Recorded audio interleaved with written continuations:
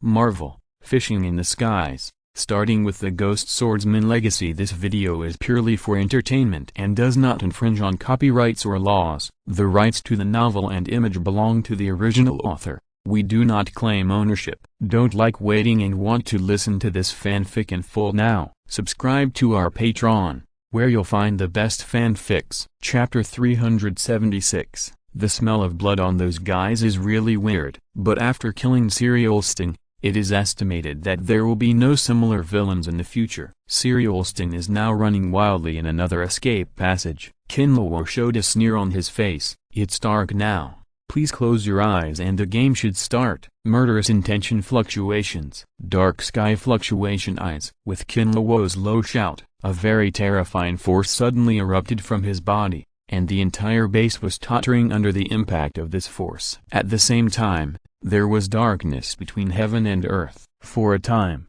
except for Kinlaw, everyone lost their perception.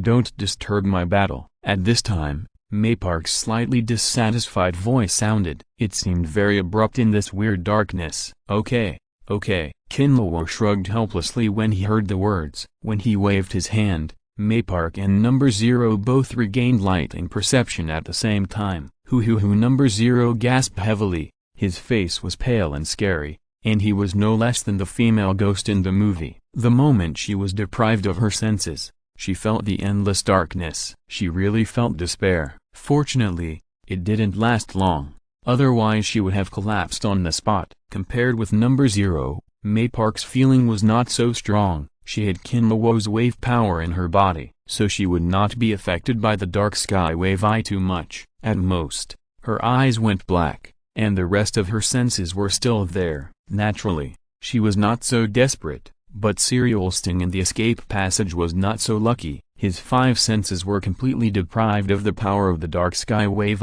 The whole world was plunged into darkness. I don't know time, I don't know space. Serial Sting felt unprecedented fear. He was running wildly in the escape passage like a headless fly. From time to time, he would hit the wall in the passage. Soon he had many scratches on his body. Some were deep and some were shallow. In the serious places, you could even see the white bones. The expensive suit on his body turned into a beggar's outfit, and was also infected by dark green blood. It looked so pitiful, but the pain from his body did not stop Serial Sting, but made him even crazier. Maypark attacked Number Zero again. A high whip kick hit the dazed Number Zero. Number Zero was lifted directly into the air. Storm kick middle.wind. Maypark stepped on the moon step, and while staying in the air, he kicked out a storm kick, hitting Number Zero's waist and abdomen. Kicked her out again, but Maypark was faster. She jumped in the air and appeared behind Number Zero, kicking out a storm kick again. Just like that, Maypark kept dodging in the air, kicking out the storm kick at the same time, and the speed was getting faster and faster. Number Zero was hit by more than 10 storm kicks before falling to the ground. It sounds slow, but it only took a few seconds. At this time, Number Zero looked extremely miserable. There were horrible wounds all over his body. The most eye-catching one was the wound on his waist. This guy was almost cut in half by Maypark. There was only about 1/10 of the waist left connected. If it weren't for her fast self-healing ability, she would have been all over the ground by now. Kinlaw looked at Number Zero, whose body was like a blood gourd. He couldn't help but grin. The image of Spider-Man inexplicably emerged in his mind. Poor child, I hope he won't make Sister Mai angry in the future. Otherwise, the consequences will be unimaginable. Looking at Number Zero, who was close to mental collapse and seriously injured,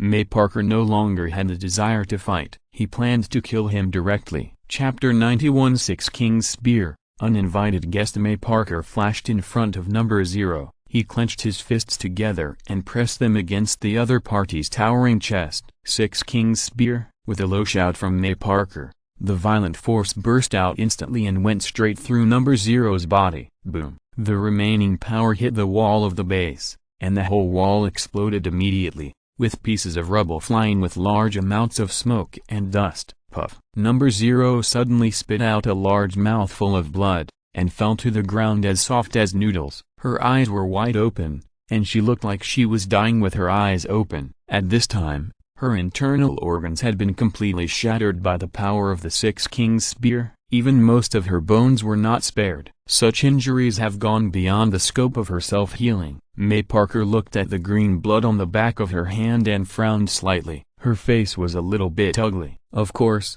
she was not disgusted by the blood dripping on her hand. She was not that pretentious. It was just that it was the first time she killed a humanoid creature, so it was inevitable that she would feel a little uncomfortable. After all, she used to be just a single mother. Things like killing people have basically nothing to do with her. There was no way, because the other party touched her bottom line. She would never let this group of people go, even if she felt uncomfortable in her heart. Kinlawo came over and wiped the blood off her hands and said, "Sister Mai, let me do this kind of thing in the future. Don't force yourself too much. It's unnecessary. I'm fine, and the big boss you mentioned at the end, let's deal with him and leave. I'm really tired tonight." May Parker forced a smile, and a deep fatigue flashed in his eyes. It's not just mental fatigue. The Six Kings spear is extremely physically exhausting. With May Parker's current physique, he can only release it twice a day at most. If he releases it for the third time, he will probably be exhausted on the spot. "I'll listen to you, Sister Mai." Kinlawo's face suddenly changed when he was halfway through his words. He looked at May Parker solemnly and said, "Sister Mai, go outside and wait for me now. There was an accident downstairs." "What's wrong, Kin?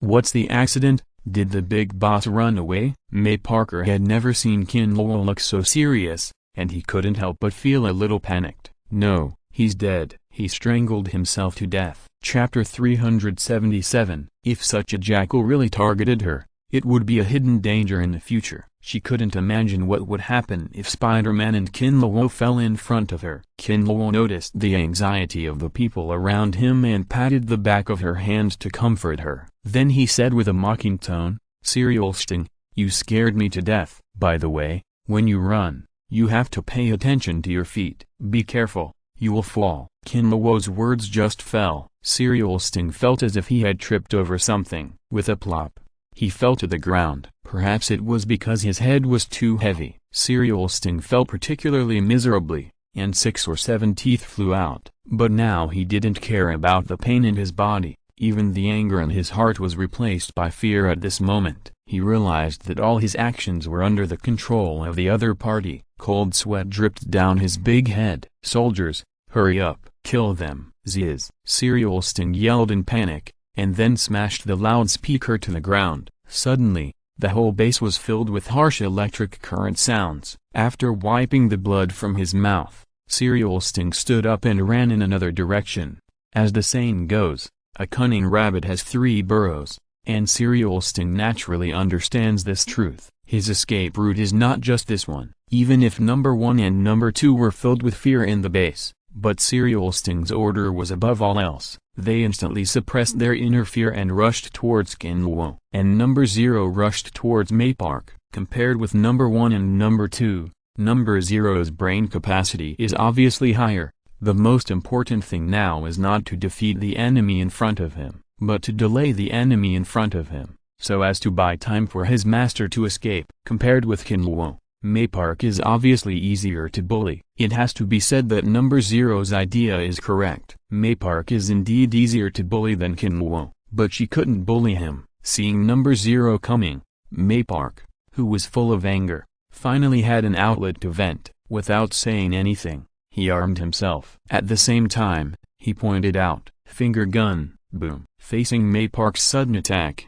number 0 was not angry but happy. He ignored May Park's black finger. He went straight to her swan-like neck. Puff. Before number 0's palm landed on May Park's neck, she suddenly felt a sharp pain in her shoulder. Looking down, she found that a wound the size of a baby's fist appeared on her shoulder. Then the invisible energy spread in her body. In an instant, the whole person flew backwards, and the black cloak covering her face was also shattered by the impact of this energy. Bang! Number 0 fell heavily to the ground, but soon she turned over and stood up. Without the black cloak, number 0's appearance was fully revealed. Unlike other Hulk soldiers, her skin color did not turn green, and her appearance was no different from that of ordinary people. and she even looked sweet. The only thing about her that matched the Hulk soldiers was probably her green eyes. However, these green eyes did not reduce her points, but instead added several special charms to her. How to describe it?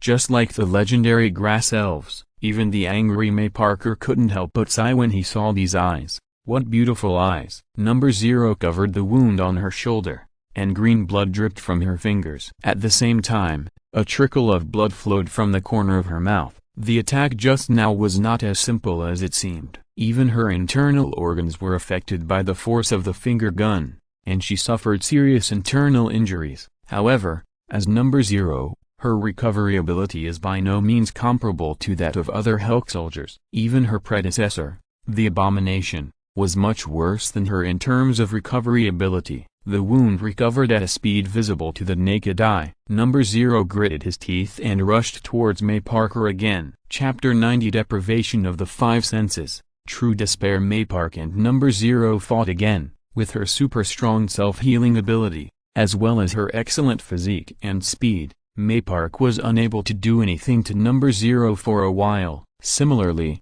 number 0 had no way to deal with May Parker. Even though she could see that the opponent had very poor practical experience, and had basically never fought with anyone. But number 0 still had no way, because every time her attack was either predicted in advance by the opponent, or inexplicably slid away. In short, it was difficult to hit the opponent. It was considered luck to hit once after throwing 100 punches. If she hadn't relied on her self-healing ability to risk her life, I'm afraid she would have lost at this time. Compared with the stalemate between the two women, Kinlawo's side was much simpler and rougher. Number 2 was relatively faster. This guy was like an eagle, and gave Kinlawo a palm method that fell from the sky. But before he fell, Kinlawo raised his hand directly and grabbed his head accurately. So leading hand, number 2 only felt a strange suction force sucking him firmly into the opponent's hand. He wanted to struggle, but his hands and feet were completely out of control. The blood all over his body was gathering towards his brain along the suction force. This feeling was extremely painful, and his head seemed to be about to explode. Seeing this, number 1 wanted to rush over to save number 2, no matter how he disliked it at other times. At this time, he must have a companion to face the strong enemy together. However, just when he approached, he saw Kinlawo's mouth corners slightly raised. He thought to himself that it was not good. It was too late to retreat. Bang! Number 2's head exploded directly, and the violent blood and energy mixed with broken flesh and blood hit it squarely. Those flesh and blood that originally had no lethality, under the blessing of the blood and energy, they were countless times stronger than artillery shells. Ah! Number 1 let out a shrill scream, and his whole body was blasted into a sieve by number 2's flesh and blood. At the same time, the blood power was frantically eroding and plundering the vitality in his body. He didn't even have a chance to heal himself, and he died on the spot. It was also at this moment that Kinlawo received 2 pure blood power. This can be regarded as the characteristic of the Berserker series. Attacks can absorb the opponent's blood to replenish their own blood consumption. However, the skill of Soul-Devouring Hand is more domineering. It can not only absorb blood, but also plunder a certain amount of the opponent's power in a short period of time for its own use. After Kinlawo absorbed the 2 blood, he couldn't help but frown. It's okay that the power addition is negligible and there is no feeling. Why does this blood taste weird? Is it because of Hulk? Why is it still spicy like mustard? And it is mixed with a strange smell. Kinlawo showed a look of disgust on his face, and secretly decided in his heart, in the future, when dealing with derivative monsters like Hulk, he will never use the Berserker series of skills. If you're listening to this novel on a channel other than Fanfic World, it means they downloaded and uploaded it without effort. We cordially invite you to visit our channel, Mundo Fanfic Novelist. There you'll find the original version of this story and you can explore many other novels of various genres. We're waiting for you to immerse yourself in a world of incredible novels. Chapter 378. Soon, Thor forced a smile on his stiff face. Impossible. Stop it, Mjolnir. Get up quickly. Get up. We should go home. Mjolnir. Hurry up. Stop it. No, don't do this. Mjolnir. You can't do this to me. Why? Thor tossed around like crazy. trying every possible way. Jolnor, who usually obeyed his orders, was like dead this time.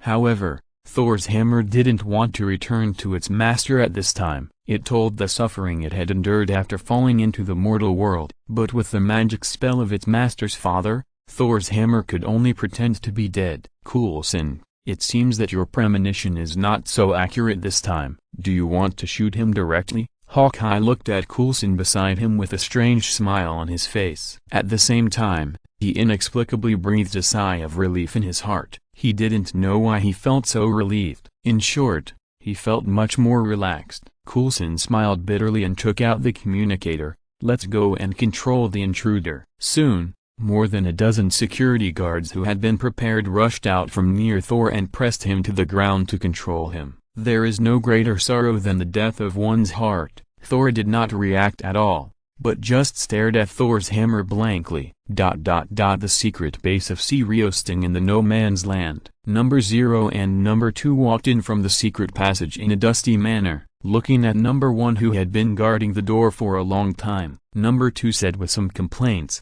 Number 1, why are you looking for us back in such a hurry? The task assigned by the master is about to be completed. The master's latest order is to hide temporarily. Kinluo is not allowed to move for a day without leaving. Do you have any opinion on the master's order? Number 1 glanced at Number 2 coldly, and his eyes revealed a strong murderous intent. He wanted to kill Number 2 for a long time. He had been displeased with him for a long time. Humphrey. Number 2 snorted coldly, walked to the side and sat down with an unnatural expression. He didn't care what Number 1 was like. Anyway, their strengths were similar, and Number 1 couldn't kill him, but he couldn't resist Siriusing's order. No matter how unhappy he was, he could only bear it. I hope Kinluo can come and see what he is capable of. Number 0's voice sounded, although she was wearing a black robe and her face couldn't be seen. It could be heard from her voice that the strongest Hulk warrior under Siriusing was actually a woman. I don't know,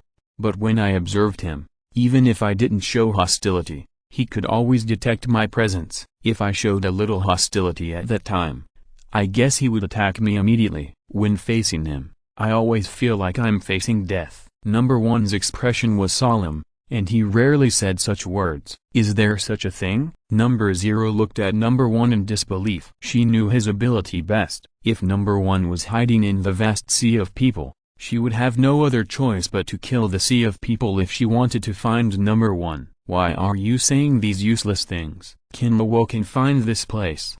It's a miracle. Number 2, who was sitting on the side, said lazily, oh, is that so? Then congratulations, you are really going to see a ghost today. Suddenly a strange and familiar voice sounded. The 3 Hulk warriors were all shocked.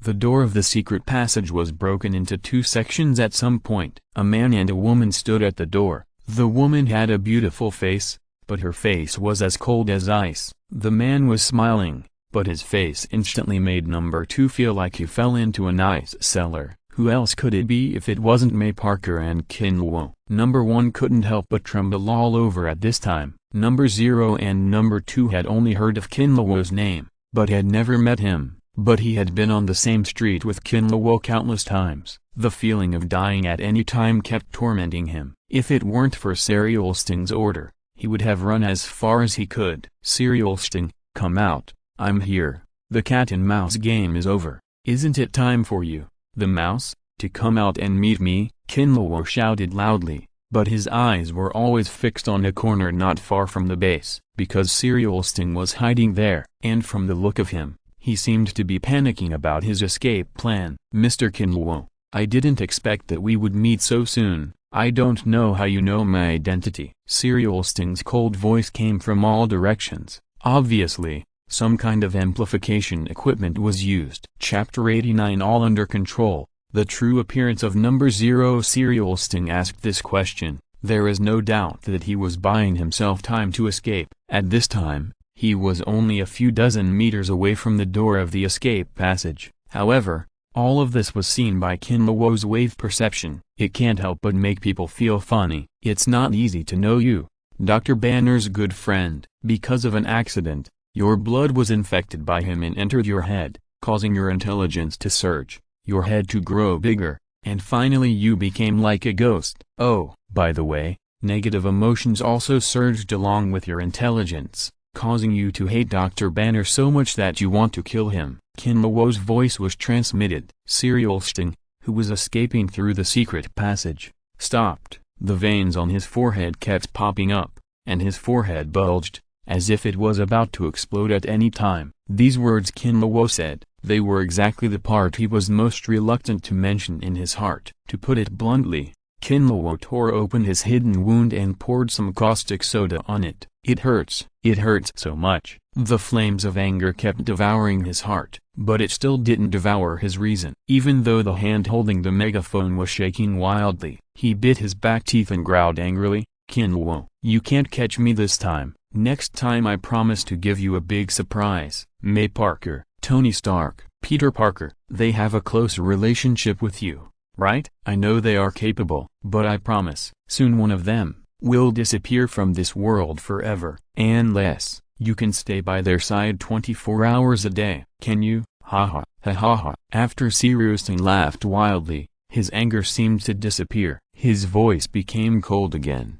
as cold as the 9 nether hells. For the rest of your life, I will make you live in fear forever, as long as it has something to do with you. I won't let even a dog go. Syrustin's voice echoed in the bass. Kinluo's face was normal, and he also used his little finger to dig his ears to show his disdain. And May Parker beside Kinluo couldn't hold it anymore. Her eyes looked around. The ability of the observation color domineering was opened as much as possible to find the location of Syrustin. It's a pity that the secret escape passage was too secret, and the exit is still a certain distance away from the base. The observation haki that May Park awakened is not the super long-sighted ability like Usopp. So after looking around, he did not find any trace of Serial Sten, and he could not help but feel a little anxious. Chapter 379, in a star hotel. Kinluo lay on the soft bed. He felt that he was completely immersed in the down.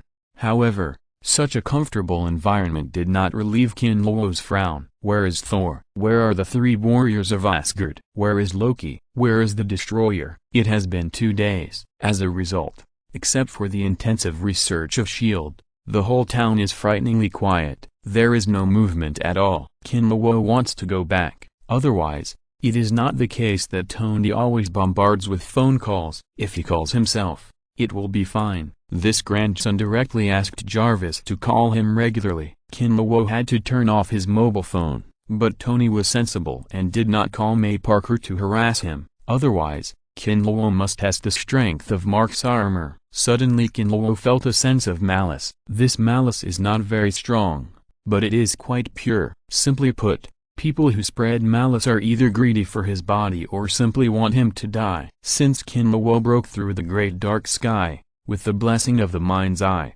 the wave perception has been qualitatively improved. Not only has the range of perception expanded, but also the perceived picture will appear in the mind when perceiving. Although the picture has no color, it is much stronger than the previous blind state, and the mind's eye can perceive the so-called malice and kindness. This perception is quite mysterious, more like the 6th sense. Kinluo has sensed a lot of malice in the past 2 days. Some are strong and some are weak. There is no way that he, a stranger, appeared in this town. There is a stunning beauty around him, and he is extremely generous. It is inevitable that some people will be plotting against him. Kinluo doesn't care about this at all. Anyway, if someone makes trouble, it means they are here to give their heads. They are looking for death. Who can they blame? But this time the malice is different. It is the first time he has sensed such pure malice, and there's a sense of déjà vu. Obviously, this malicious owner is not the first time to have malice towards him. It's just that Kinluo didn't awaken his mind's eye at that time,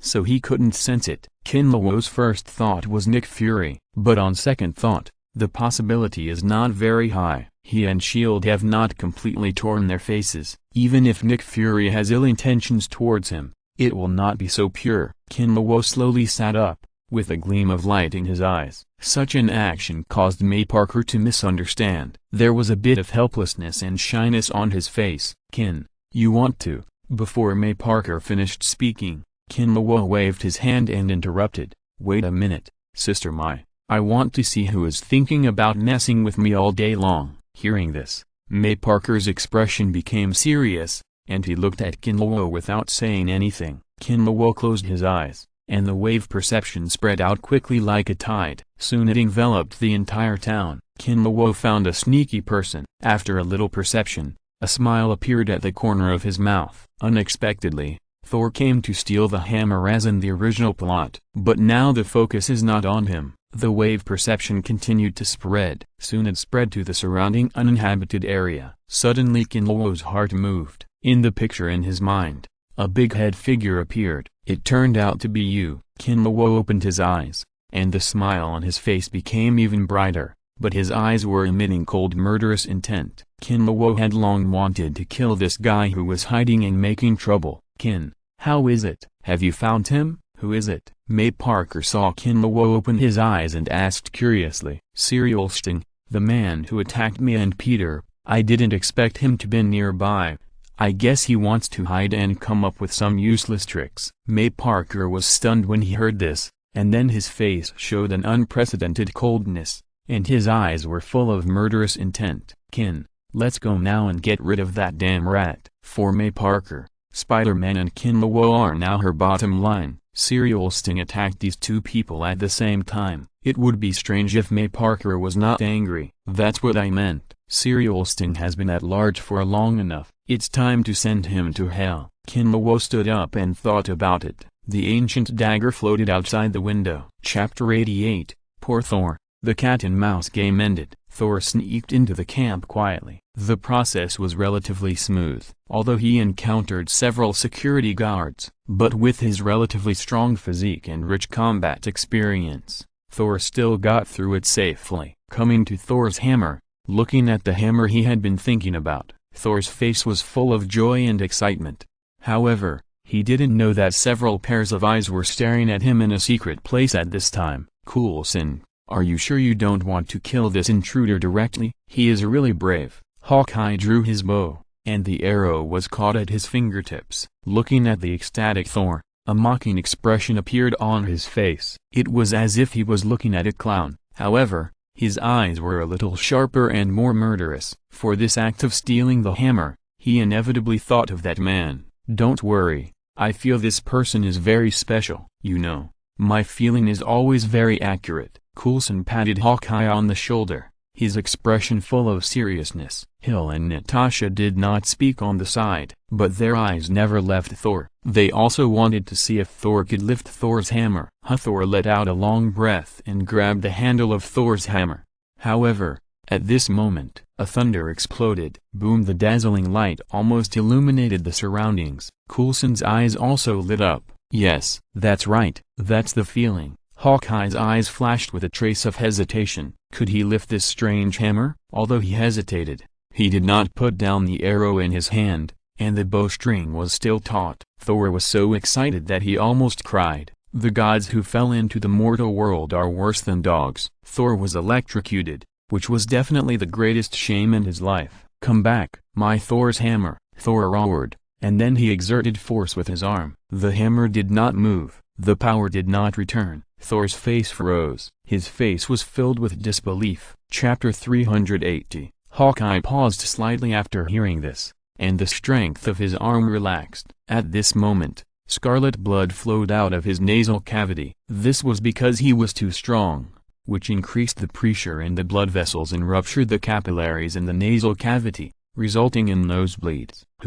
Ho! Barton did not speak, but just kept panting. Some scarlet eyes revealed unwillingness. Even though Hawkeye knew very well that he was not Kinlawo's opponent, he still hoped to be able to synchronize with him in some aspects, or even surpass him. As a result, it turned out that your uncle is always your uncle. Alas, Natasha naturally understood Hawkeye's thoughts. She sighed lightly. She tried Thor's hammer lightly. As a result, there is no doubt that the hammer still did not move. Coulson and Hill looked at each other, and saw a bit of solemnity in each other's eyes. Even if they had heard about the magic of this hammer, they had just seen it with their own eyes. But now they saw that their two generals could not do anything with this hammer. It still made them a little unbelievable. After all, Hawkeye and Natasha's strength has almost reached the peak of human beings. Hawkeye's fingers are extremely powerful. Logically speaking, Even if they can't pick it up casually like Kinluo, they should at least move it. But the reality is like this, they don't want to believe it, but they have to believe it. In their hearts, the importance of Thor's hammer has increased again. At this time, Coulson took out the communicator. He reported the incident in detail to Nick Fury. Nick Fury, so, Kinluo came into contact with the hammer, and then the thunderstorm occurred. Coulson, yes, from the information we have now, Kinluo has not yet shown the power to control lightning, so it is very likely that this hammer contains some kind of lightning power. Nick Fury, very good, it seems that my guess is not wrong. This hammer is really not that simple. Coulson, you guys stay there, I will continue to send people over. Maybe when we master the hammer, we can control the power of lightning. When saying this, Nick Fury's voice showed a hint of excitement that was difficult to conceal. The power of nature has always been a difficult challenge for humans to overcome. Thunderstorms are also a type of natural force, and they are also the most destructive. If they can really be controlled, the benefits to SHIELD will be enormous. Coulson glanced at Hawkeye, who was still gasping for breath. He said bluntly, now that Natasha and Hawkeye have failed, should we look for someone else to try? For example, the captain, or that big guy. Hearing the word big guy, Natasha frowned, and her face became a little unnatural. It was not easy for her to get rid of the task of monitoring the Hulk temporarily. In the end, taking over that unstable guy, isn't that a pitfall? At that time, the task of watching over the big guy will still fall on her. Nick Fury hesitated for a moment and then said, forget it. Hulk is not very stable yet and is prone to accidents. The captain has not yet woken up. Coulson, boss, there are also those peripheral personnel, their pension arrangements. Before he finished speaking, Nick Fury on the other end of the phone interrupted him directly. You don't need to worry about these. Your current task is to keep an eye on the hammer and wait for researchers to analyze the magical parts of the hammer. Do you understand? Understood. Beep beep beep. As soon as Coulson's voice fell, a busy tone came from the communicator, and Nick Fury hung up the call. Alas, looking at the unprocessed corpses on the top of the mountain, Coulson sighed and said nothing more. It seems that he has already expected some results. Above the sky, Kinluo lay on May Parker's legs. He took out his mobile phone and looked at the surrounding map. It turned out that, except for a small town near Thor's hammer and some special places to play, the surrounding area is basically a semi-uninhabited area. There is nothing fun at all. Think about a big show and buff rewards in the near future. Kinluo still chose to accept it and not toss it around. Anyway, that small town was enough for him and Maypark to play for a few days. Why didn't you take Thor's hammer? Maypark couldn't help but ask curiously after seeing Kinluo put down his phone. Kinluo couldn't help but feel a little surprised when he heard it. He sat up and looked at Maypark. Sister Mai, why do you say that? Why should I take that thing away? Because the people of S.H.I.E.L.D. seem to value Thor's hammer very much. I can see that your relationship is not so harmonious. If they really research something, will it be a threat to you? Maypark frowned with a trace of sadness on his face. Don't worry, Mai, they can't figure it out. Even if they can really do something to Thor's hammer, it will cause big trouble. Thor's hammer has the mark of Odin, the father of the gods, and they will definitely suffer when the time comes. Besides, the power of thunder and lightning can basically do no harm to me now. In short, you should believe that your man is the best, and don't worry about these useless things all day long, Kinluo said, reaching out to smooth her frown. However, because it was too slippery, her hand accidentally deviated. May Parker rolled his eyes at Kinluo in annoyance, and slapped his salty pig hand at the same time. Behave yourself. Ding-a-ling-a-ling. Just when Kinluo wanted to forcefully explain something, the phone suddenly rang. Picked it up and found that it was Tony calling. Just after the call was connected, Tony's roar came from the phone. Asshole, do you think this is a nursery? Kinluo decisively hung up without giving Tony a chance to speak again, because Kinluo knew the next words would definitely not be pleasant to hear. Chapter 87 Pure Malice. Found you in an underground base somewhere in the no man's land. Serial Sting sat on a high place.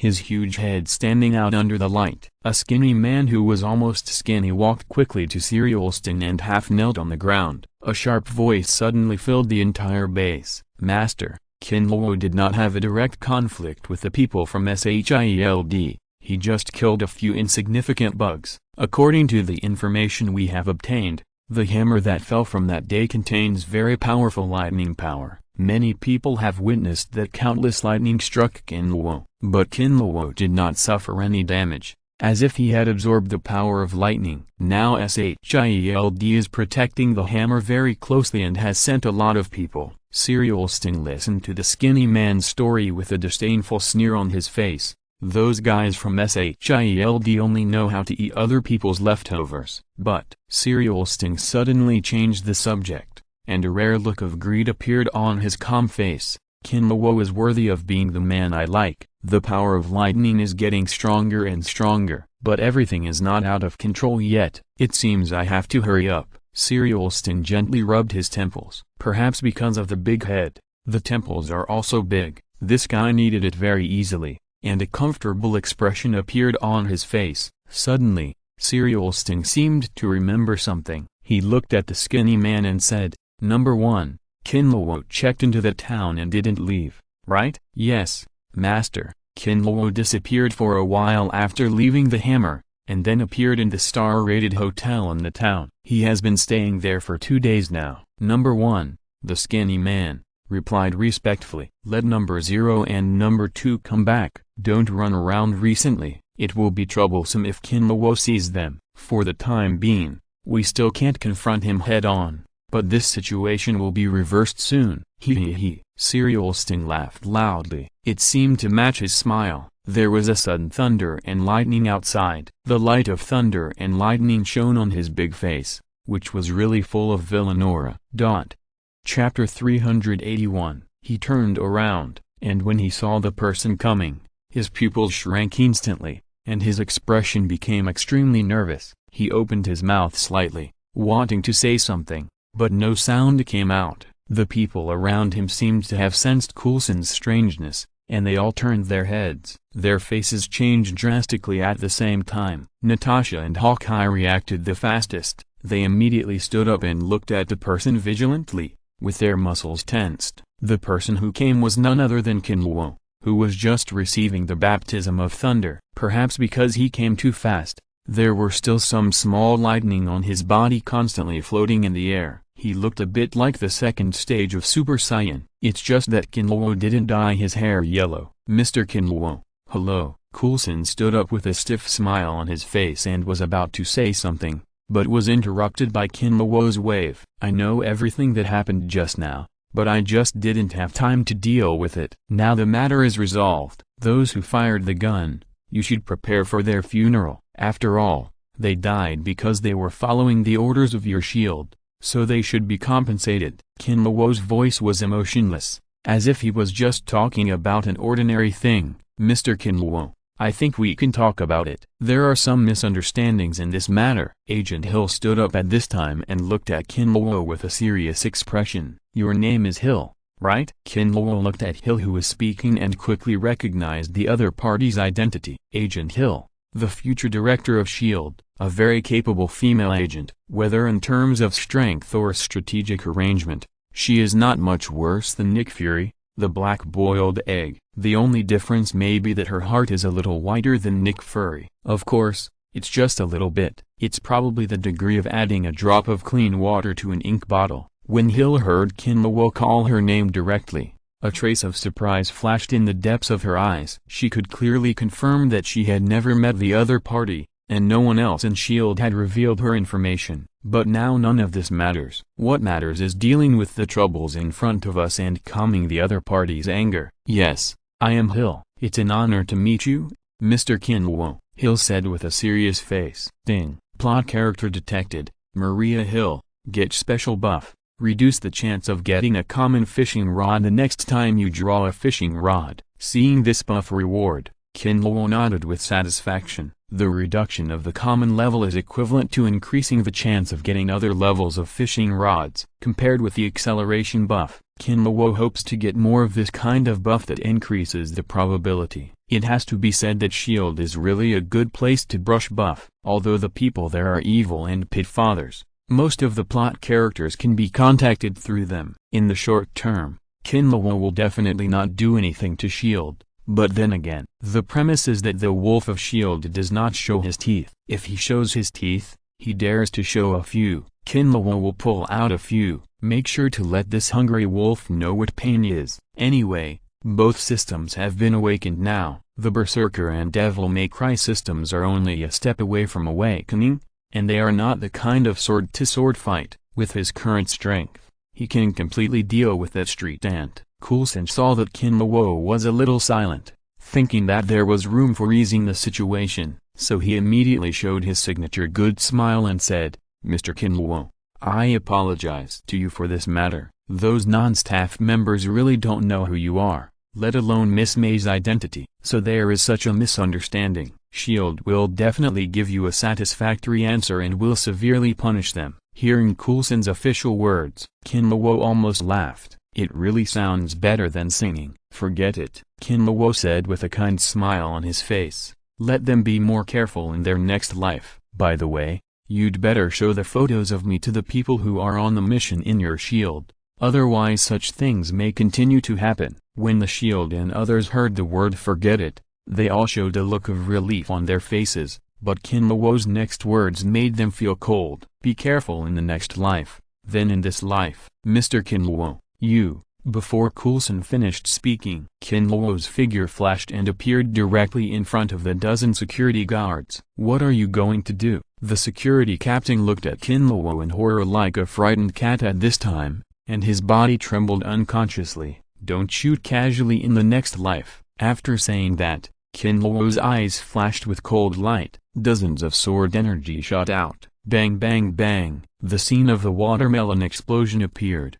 And there was no scream at all. There was only mosaics all over the ground. In order to avoid getting something on his clothes, Kinlawo decisively chose to escape the moment he released the sword energy. He returned to the front of the Shield people. At this time, their faces were as ugly as if they had eaten an Oreo. Hawkeye's index finger kept twitching. He really wanted to pull out arrows from the quiver behind him and shoot Kinlawo a few times, but thinking of the gap between the two sides, he finally resisted this suicidal behavior. "Well, that's it, do what you should do. Bye." Kinlawo showed a kind smile on his face and waved to them. His figure disappeared again. He came to the side of May Parker on the other side of the hill. "Kin, are you okay?" Seeing Kinlawo, May Parker immediately checked. The scene of the lightning column just now really scared her. Kinlawo patted May Parker's hand and said, "Don't worry, I'm doing great now. The good show will probably take another 2 days to go on stage. Let's not be idle. Just treat it as a trip and go around. I'm glad you're okay. I'll listen to you wherever you want to go." May Parker showed a relaxed smile on his face. Chapter 86.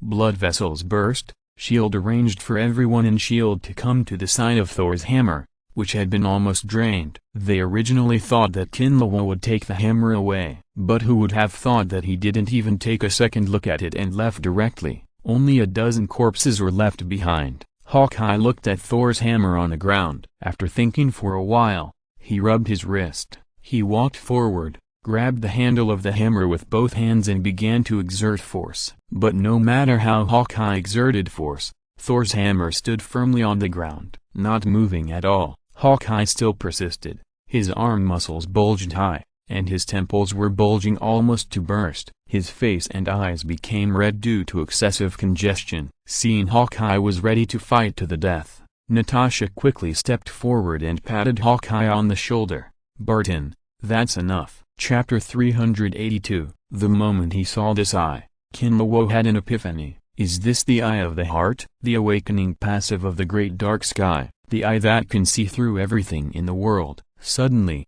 Kinlawo felt his mental power boiling. The eye of the heart that had just been condensed began to change. 1 divided into 2, 2 divided into 4, 4 divided into 8.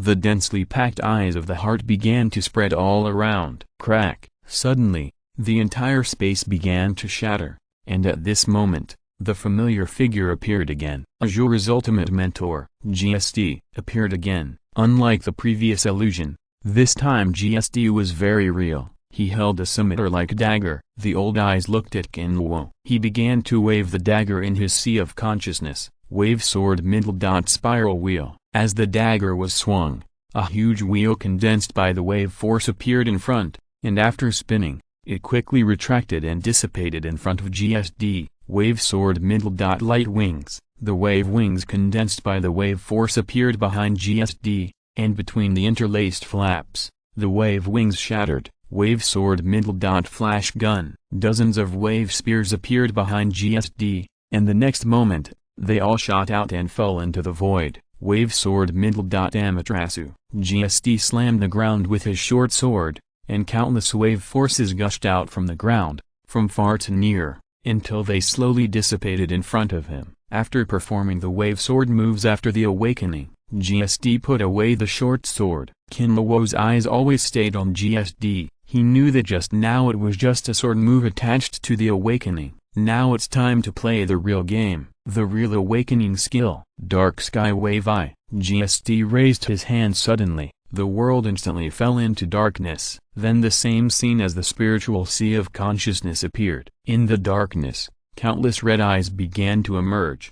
However, at this moment, an old and hoarse voice sounded in Kinluo's ears. The heart is not disturbed when the earth shakes. Although the eyes cannot see things, they can feel everything. Therefore, those who see things with their eyes are foolish. Abandon the light, practice without stopping, and darkness will eventually be my friend. Standing on the dark sky and the shaking earth, explore yourself and the surroundings. The person pointed by my sword is in panic. Then, he saw the eyes I have already abandoned. The endless black sky is vast, and countless pupils are floating. From the beginning, I have been watching everything. Come, look at me, the pupil of fluctuation, the pupil that is not closed. Understand my extreme fluctuation. Dark chapter of the secret book of fluctuation. Click, click, boom. As the last words fell, the whole space first shattered, and then exploded. In a trance, Kinluo returned to the spiritual sea of consciousness. Looking at the huge red eyeball in the sea of consciousness, countless insights flashed through his mind. Azure awakened once,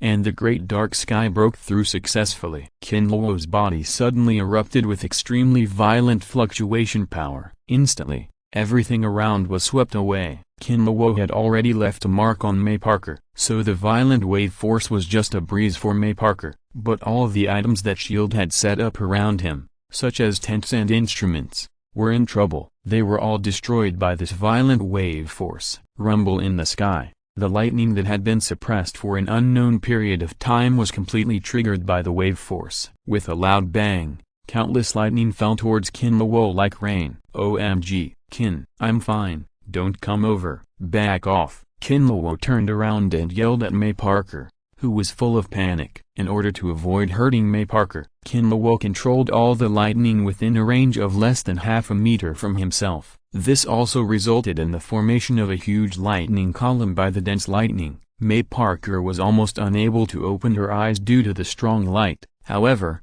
with the help of the observation hockey, she still saw Kinluo's current state. Make sure Kinluo is fine. May Parker did not delay any longer, and directly performed the Navy 6 styles middle dot shave and left Kinluo's side. Kinluo, who was bombarded by countless thunder and lightning, did not feel any pain or anything like that. Instead, he was experiencing a kind of baptism. The wave force that merged with the power of Thor made the breath of thunder and lightning more intense at this moment.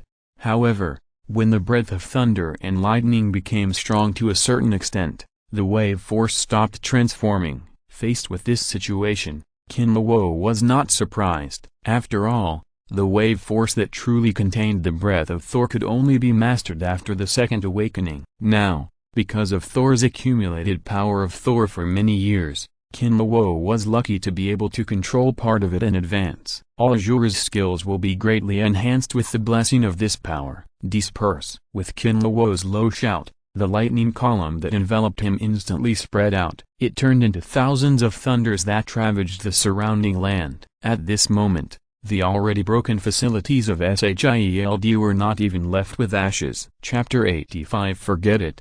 Be more careful in the next life. On the hill not far away, everyone from SHIELD was lying on the ground in unison, with different expressions. They watched their base being washed by thunder. No one spoke. Apart from the roar of thunder and lightning, there was no other sound. Do you think our equipment can be repaired? Coulson seemed to feel that the atmosphere was too depressing and could not help but say this. As soon as he said this, everyone turned their heads to look at him in unison, and then immediately turned their heads away. But at this moment, Coulson saw a look of disgust in everyone's eyes. I think it's unlikely. Suddenly, a voice that was somewhat familiar to him sounded behind him. Coulson was very surprised. He didn't expect that someone would answer such a ridiculous question. Chapter 383. Even the feeling of bullets hitting her body was very weak. When those bullets hit her, it was as if someone threw a ball of sand at her. It didn't hurt, and she basically didn't feel anything. Boom! But at this moment,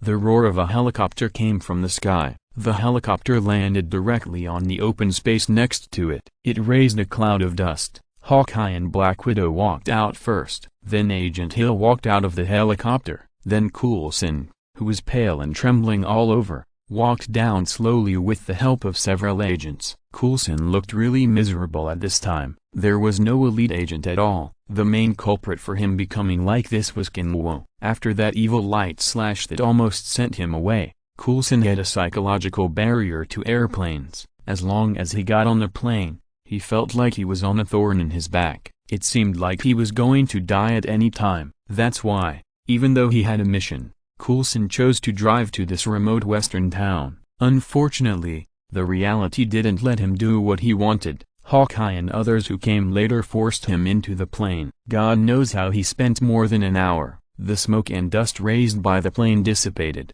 and the faces of the people in S.H.I.E.L.D. changed drastically when they saw the scene in front of them. The scene they least wanted to see still happened. I don't know what Kinluo was doing to the hammer, but from the traces on the land, the hammer has obviously moved. And the person who moved, in their opinion, is undoubtedly Kinluo, who has been giving S.H.I.E.L.D. the most headache recently. Coulson and others stopped, thinking about how to deal with this matter peacefully. When the security captain saw the people above coming, he immediately trotted over, not daring to hide anything, and recounted the situation in detail. I heard that these security personnel shot at Kinluo and the other two, and were blocked by May Parker. In an instant, Coulson's dry cold sweat broke out again. A hair drooped down from the poor hairline, which looked both funny and hilarious. But Coulson couldn't laugh at this time. He just felt cold all over and his legs and feet were weak. Even though he was a good guy, Coulson couldn't help it anymore. He grabbed the security captain's collar and roared with red eyes. Fuck, who told you to shoot?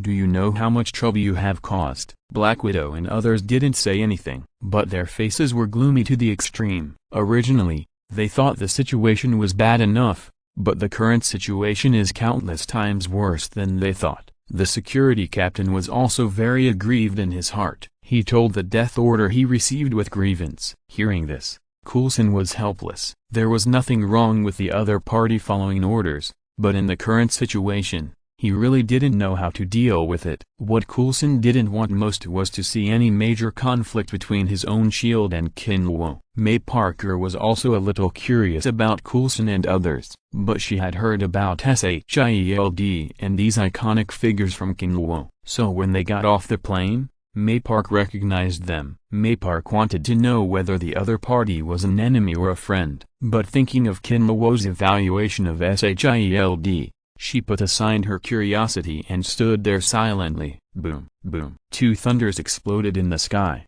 and the sky, which was originally just a little dim, was instantly covered with dark clouds. This sudden weather change instantly attracted everyone's attention. Thick lightning snakes rolled in the dark clouds. The terrifying aura emitted made everyone on the scene almost breathless. At this time, wisps of blue and white mist emanated from Thor's hammer and slowly merged into Kinluo's body. If you look closely, you will find that it is not mist at all. It is clearly countless fine lightning mixed with some special energy. As the thunder mist continued to merge into Kinluo's body, the lightning snakes in the sky became more and more violent. The shield officers looked at each other and ran away without any hesitation. They had seen Kinluo's destructive power with their own eyes. They didn't dare to use their lives to experiment with what Kinluo did this time. Chapter 84, Heart and Eye Condensation. Dark Sky Wave Eye. After Kinluo poured the wave force into Thor's hammer, the wave force merged with the Thor's power in it. Finally, the blue-white thunder fog was formed. Every wisp of thunder fog that was released represented a reduction of Thor's power in the Meow Meow hammer. It was only a few minutes. The Thor's power contained in Thor's hammer was gone. The whole thing looked dim and dull, as if covered with a layer of dust. Kinluo originally planned to absorb it all, but when he touched the last bit of Thor's power, he felt a strong force blocking him. This power was different from Thor's power, but there was also some connection. Kinluo quickly guessed that this was Odin's power. It was probably the reaction of the divine spell in Thor's hammer. After thinking again and again, Kinluo decided to give up absorbing the last bit of Thor's power. Anyway, the power has been almost integrated. It's time to prepare for a breakthrough. There is no need to confront Odin head-on for the last bit of leftovers. Asgard. Odin, who was pretending to be dead, opened his eyes slightly. There seemed to be countless stars passing through his one eye. But in the blink of an eye, he had returned to normal. Really greedy. Well, maybe this can help Thor get rid of his hammer addiction. But Thor's power won't let you get it for free, human, Odin murmured, with a hint of sinister smile at the corner of his mouth. The old yin coin of the God King is online again.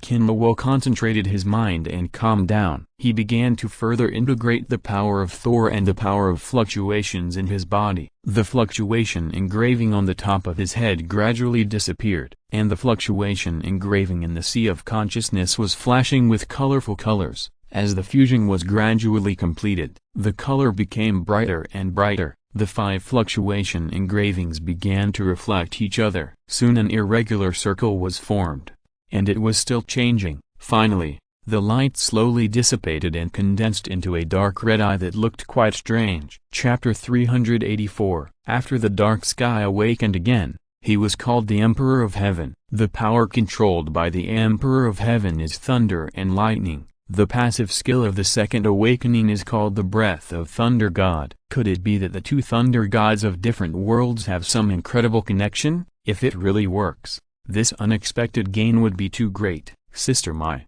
do you want to try it? Kinluo handed Thor's hammer to May Parker and asked. No, forget it. I don't like it now. May Parker waved his hands and said hesitantly. In fact, it's not that May Parker is fickle. She is still a little curious about Thor's hammer. It's just that when I think of the scene where Thor's hammer has spirituality just now, I always feel that this thing is a living thing. I feel very uncomfortable from the bottom of my heart. According to the northern dialect, it is disgusting. After all, May Parker has not been baptized by Oriental novels. Otherwise, it would not be disgusting to encounter a spiritual artifact. But excitement. Kinluo didn't force it when he saw it. It didn't matter whether he liked it or not. He just wanted to understand it well. What is the connection between the power of Thor and the power of fluctuation in this Thor's hammer? Sister Mai, I want to try the power of Thor in this hammer later. Please protect me.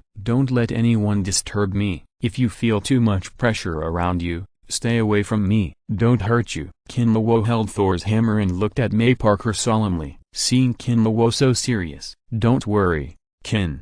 I will definitely not let anyone disturb you. May Parker also looked serious and spoke seriously. At the same time, there was a little excitement in her heart. I didn't expect that she would have a day to protect Kinluo. Kinluo didn't say any more nonsense and sat cross-legged on the ground, with his palm against the hammer of Thor's hammer.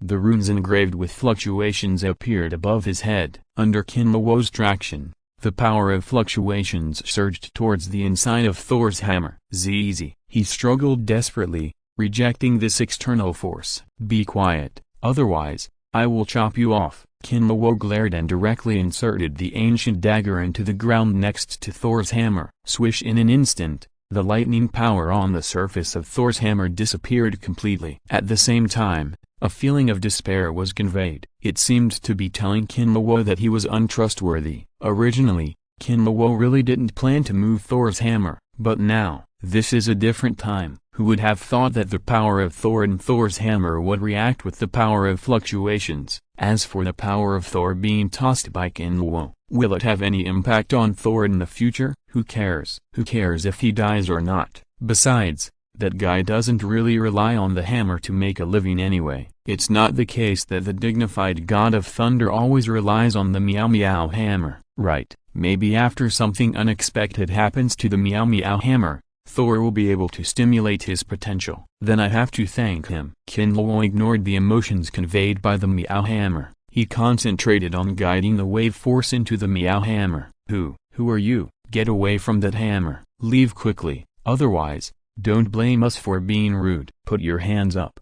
However, at this moment, a noisy voice rang out. The security guard who had just been arguing outside came back, and when he saw Kinluo and May Parker surrounding Thor's hammer, he became anxious. They pointed their guns at them. Chapter 83 Tragic Coulson. Thunder Mist entered the body looking at those black gun muzzles. May Parker's eyebrows were slightly frowned, since she gained magical power. This was the first time she faced the enemy head-on. In the mentality of an ordinary person who has not yet completely changed, there is still a deep fear of guns. Lie on the ground immediately, otherwise, we will shoot. The leading security shouted again, staring at Kinluo and May Parker fiercely. It was like a hunting wolf that would bite off the throat of its prey at any time. It was a pity that his wolf had found the wrong person. This beautiful woman in front of me is not a little lamb to be slaughtered. May Park stood in front of Kinluo without saying a word, nor did she intend to move. She just looked at the security guards nervously. Seeing this, the security captain's eyes became more fierce. Thinking of the death order issued by the superiors, he gritted his teeth and decided to destroy the flower with ruthless hands. Looking for death, everyone opened fire. Da. With the order of the security captain, more than 10 guns fired at the same time, and the bullets rushed straight at May Park. In an instant, May Park found that the bullets in front of her slowed down. She could even see their flying trajectories clearly. She subconsciously wanted to dodge, but thinking of Kinluo behind her, although she knew very well that these bullets were nothing to Kinluo, because May Park was afraid that the bullets would hurt Kinluo, he simply did not dodge, nor did he use the ability of the fruit, for fear that the stray bullets that slipped away would fall on Kinluo. He gritted his teeth and directly activated the armed color to resist. Ding, ding, ding. The crisp sound of bullets hitting the steel plate continued to ring. At the same time, dense sparks splashed on May Park's body. Soon a magazine of bullets was used up. The security captain looked at May Park standing intact in the pile of bullets. His eyes almost popped out, and at the same time, a chill rose from the bottom of his heart. They were barely considered members of SHIELD. They still knew something about some people who possessed extraordinary powers. They knew very well that such people were definitely not something that a dozen of them with guns could handle. They immediately wanted to retreat, but the superiors had issued a death order for this mission. For a while, the security captain was in a dilemma. May Park, who was extremely nervous, opened his eyes, touched himself, and looked at the bullets on the ground. He let out a long breath. At this time, her mood was quite complicated, both scared and excited. She was scared that she actually used her body to bear the bullets, and she was excited that she succeeded, and she was not hurt at all. If you're listening to this novel on a channel other than Fanfic World, it means they downloaded and uploaded it without effort. We cordially invite you to visit our channel, Mundo Fanfic Novelist. There you'll find the original version of this story and you can explore many other novels of various genres. We're waiting for you to immerse yourself in a world of incredible novels. Chapter 385. A trace of sadness flashed in the depths of his eyes. Seeing this, Kinluo suddenly had an idea in his mind. The artifact has spirit. Stormax has been jealous for a long time because of Thor's search for the hammer. Although Thor's hammer did not show so strong, it must have a certain degree of self-awareness. In this case, there is a lot of room for operation. Kinluo squatted beside Thor's hammer, and the ancient dagger appeared in his hand. "Jilnor, you must be able to understand what I am saying. Give me a face and let the woman next to me pick it up. I don't need you to give me any power of Thor. How about it?" Kinluo put the ancient dagger on the connection of the hammer handle of Thor's hammer. Puff, seeing this posture, Maypark was stunned at first, and then couldn't help laughing. "Kin, what are you doing? Why are you threatening a hammer? Don't be silly. It doesn't matter if I can't lift it. The artifact is spiritual, my sister. Just watch me operate it." Kinluo waved to Maypark and set his eyes on Thor's hammer again. "Meow meow hammer, I advise you to learn your lesson, otherwise, don't blame me for being rude." The result was still silence. It was obvious that Meow Meow Hammer didn't want to pay attention to Kinluo, an ordinary human. However, Kinluo was not polite. The ancient dagger pressed directly along the connection of the hammer handle of Thor's hammer. So far, the ancient relic dagger has not encountered anything that can hinder its edge. Kinluo has absolute confidence in this sword, and Kinluo has also discovered something recently. As his strength grows, the ancient dagger has also undergone subtle changes. Not only has it become stronger, harder, sharper. On the blade, there was a faint white luster. Although it was not very obvious, it was real, and the white light was clearly the effect of amplification and strengthening. But the level was not high, otherwise, it would be blue, pink, and gold. Thinking about the previous introduction, it is obvious that this sword has its own amplification and strengthening. And because Kinluo's strength is still not enough, he has not developed the true power of this sword. If it is really the man's dagger to protect the master, then when Kinluo's skills are developed to level 80 or even level 85, this sword can really show its edge. Wow, how terrifying would an ancient dagger with an amplification of 18 be? Just thinking about it makes people excited. The tip of the ancient dagger gradually sank into Thor's hammer. Rarely, Kinluo felt some resistance. Come to think of it, Thor's hammer is also a divine weapon made of the 4 major metals, rugged steel. If there is no resistance at all, wouldn't it be very embarrassing? Zzz. Suddenly, there was a sound of thunder from Thor's hammer, followed by several lightning bolts heading straight for Kinluo's face. Anxious. It's anxious. Chapter 82. Meow Meow Hammer is defeated. Unexpected harvest. Kin, be careful, Maypark exclaimed, and his whole body was instantly covered with armed color domineering. He wanted to step forward to help Kinluo block the counterattack of Thor's hammer, but this little lightning, Kinluo really didn't take it seriously. Zeala. The harsh sound rang again, and those lightning bolts were completely annihilated by Kinluo's protective sword energy before they got close. It turned into a thread of electric current and dissipated in the air. Kin, are you okay? Maypark looked Kinluo up and down, his eyes full of concern and tension. Don't worry, let alone a hammer. Even if his master comes, he can't do anything to me. Hurry up and put away the armed color, black skin. Let's play tonight. Kinluo looked at Maypark and said with a smile. Speaking of which, it was the first time he saw Maypark with full armed color, and it felt really good. As we all know, the armament hockey are all shiny black. A new trick has been unlocked. HMPH. Maypark snorted and said coquettishly, "You look like a dead man." After that, the armament hockey on Maypark's body slowly faded, revealing his originally white skin. Kinluo didn't say much with such an expression and such words. He just silently used the power of blood and energy to suppress his nosebleed that was about to overflow. It's really tragic to say that this blood and energy followed him. In addition to suppressing the nosebleed all day, there is nothing else to do. Kinluo put his eyes back on Thor's hammer. I saw that the ancient dagger at the bottom of the hammer actually broke away from the hammer. Look at the traces on the ground. It seems that Thor's hammer quietly moved a distance while Kinluo was talking to Maypark. Sure enough,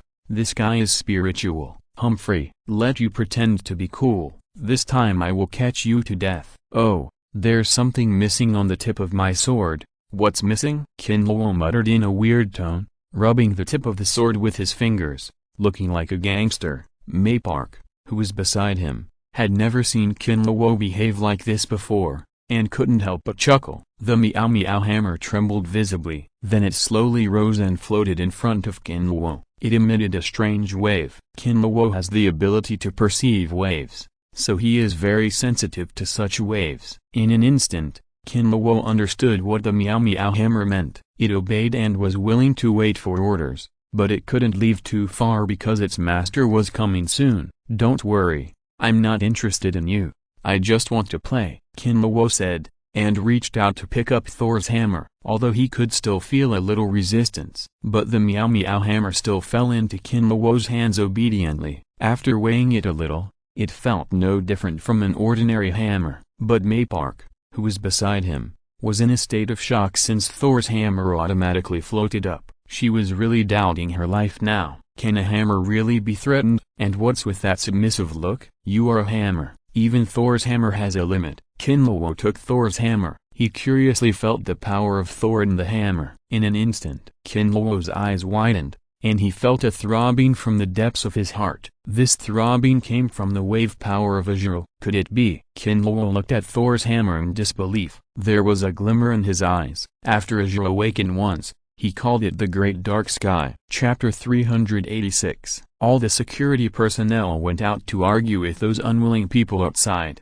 The special nature of Thor's hammer must have been tried by those security personnel, so they are not worried that someone can steal Thor's hammer secretly. When Kinluo was observing Thor's hammer with Maypark, Heimdall, who was far away in Asgard, couldn't help but feel nervous. Because of the last experience, Heimdall dared not look at Kinluo blatantly anymore. He could only observe secretly, even if he had expected that Kinluo might run into Thor and Thor's hammer. But that was just an expectation. After all, the area of the earth is not small. Although they are in the same country, it is not so easy to run into each other. Unexpectedly, they came directly for Thor's hammer. What surprised him even more was that during the time when Kinluo disappeared in the clouds and then appeared next to Thor's hammer, he actually disappeared directly in his eyes. There was no way to check it at all. This situation was a bit unacceptable to Heimdall. You know, even some big guys can't block his observation, and Kinluo, an earthling, just did it, which was incredible. Is this what Thor's hammer looks like? It's not the same as in the myth book. Why does it look a bit like some kind of crafts, or movie props? Maypark showed a puzzled look on his face. The gap between reality and imagination is a bit big. So, don't make something too mythical, but this hammer is a bit special. Kinluo smiled and shrugged his shoulders. Thor's hammer has a divine spell set by Odin. Very few people can pick it up. You can try it. If you pick it up, you can get the power of Thor, although his current power is not very good. Oh, really? Maypark immediately became interested and walked to Thor's hammer. Grab Thor's hammer with both hands and exert force suddenly. As expected, Thor's hammer was not moved at all. Maypark frowned, and the chi sank into Danshin and exerted force again. But the result was still the same. Humphrey. Maypark snorted coldly, and then his arm was covered with a layer of black substance. It was the armed color domineering among the three colors of domineering. Kinluo was watching from the side in amazement. It seems that Maypark has not been idle during this period. She has mastered the armament hockey quite skillfully, and the degree is quite high. But even with the bonus of armament hockey, nothing has changed. Maypark still can't lift Thor's hammer. Just when Kinluo wanted to persuade her, Maypark seemed to have thought of something and her eyes lit up slightly. Then she saw that her finger's armament hockey faded and became extremely tender and shiny. Kinluo couldn't help but be speechless. Is Maypark going to use the power of the fruit? But the superhuman fruit power is not very helpful in this situation. Unless the fruit can be awakened, it can reach the level of affecting the surrounding matter. As a result, what happened next? Kinluo almost popped his eyes out. I saw Maypark lightly tap the land under Thor's hammer. In an instant, that small piece of land became as tender and shiny as her fingers. It looks extremely tempting. If you don't know, you might think it's a pudding with too much caramel. Damn it, is it the beginning of the fruit awakening? It seems that the fishing devil fruit does not have the bonus of the mastery level. It has been developed to such a level in such a short time. Even the protagonist dare not write it like this. Maypark did not notice the extremely shocked expression at this time. Instead, he grabbed the hammer handle with high morale and began to exert force again. This time Thor's hammer moved. Chapter 81 Meow Meow Hammer, I advise you to learn your lesson. Thor's hammer slowly moved on the ground. Bang! When the hammer moved outside the land affected by the slippery fruit, it hit the ground heavily with a muffled sound. At the same time, a small amount of smoke and dust was raised, and it rushed directly to Maypark's face. However, under the effect of the slippery fruit, the smoke and dust all slid to the side, without staining Maypark at all. Seeing this scene, Kinluo was not too surprised. After all, this Thor's hammer was also cast by Odin, except for the family of Asgard, except Loki. In the original plot, only Captain and Vision had picked up Thor's hammer. Hulk can't do it in a short time. The movement of Thor's hammer just now was just sliding on the ground. It was not that Maypark really shook Thor's hammer, but from a certain perspective, this was the awakened power of the devil fruit fighting against Odin's spell. Even if the real struggle was not successful, it was enough to shock people. At least Thor's hammer was moved by someone who did not approve of it. Whether it was the ground moving or the hammer moving, it moved. This is an unchangeable fact. A certain peeping Tom in Asgard was in a state of extreme shock at this time, seriously suspecting that what he saw was an illusion,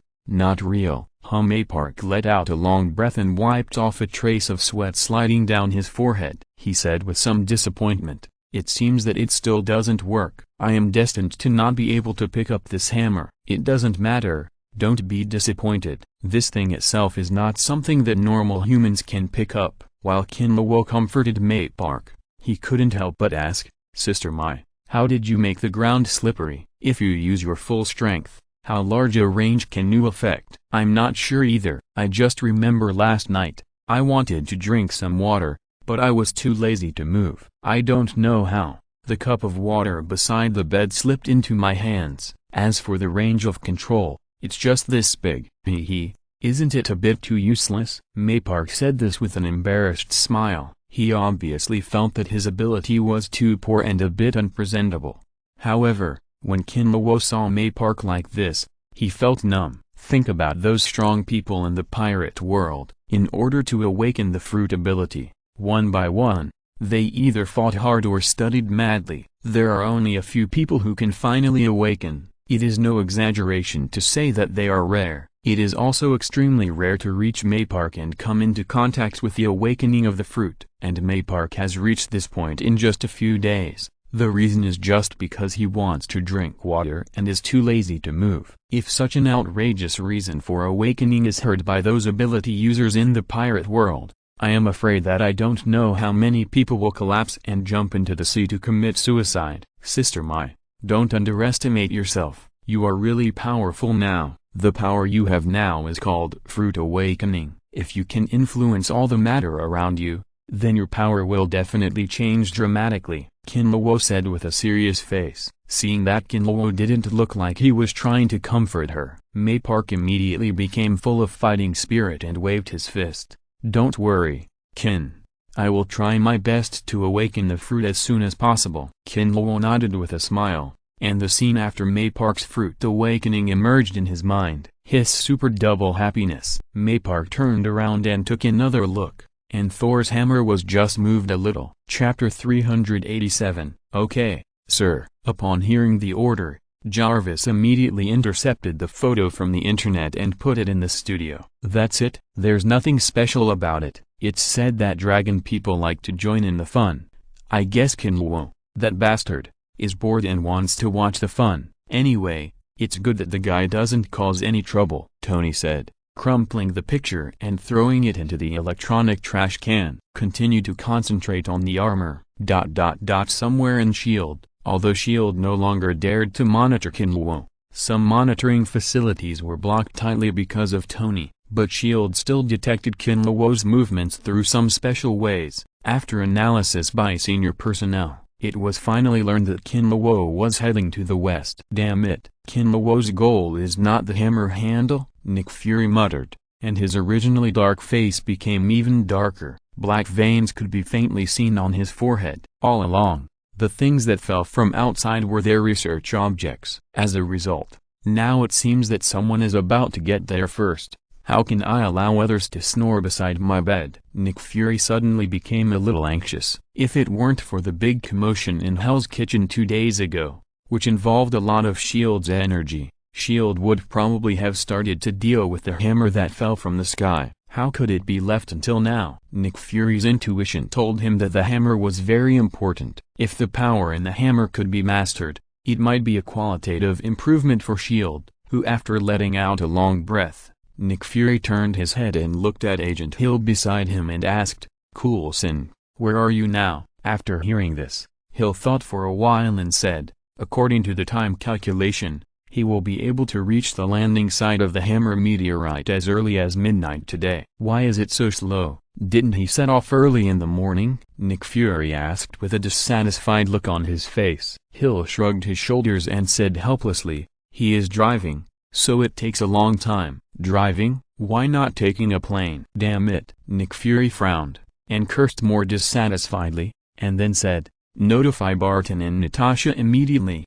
let them put down all their tasks, fly to pick up Coulson, and you go with them. I have a hunch that this hammer is very important and Kinlaw must not get his hands on it." "Yes, but..." Hill glanced at Nick Fury's gloomy face, gritted his teeth and decided to speak his mind. "Boss, even if Barton and Natasha go out together, they are definitely not Kinlaw's opponents. If they fight, I'm afraid the situation will be very bleak." "Humphrey." Nick Fury snorted coldly, and said with a bit of grimness in his voice, "No matter what, the hammer must be controlled by S.H.I.E.L.D., even if all forces are sent out. Go and give orders now." Hearing the unquestionable tone of his boss, Hill didn't say any more nonsense and immediately left the office to execute the order. A few minutes later, Barton, who was on vacation, and Natasha, who was secretly accompanying the Hulk, received new orders at the same time. Nick Fury stood up and walked to the window to look at the traffic outside. He took out a special pager from his waist. This pager is a product of a long time ago. It is full of age. However,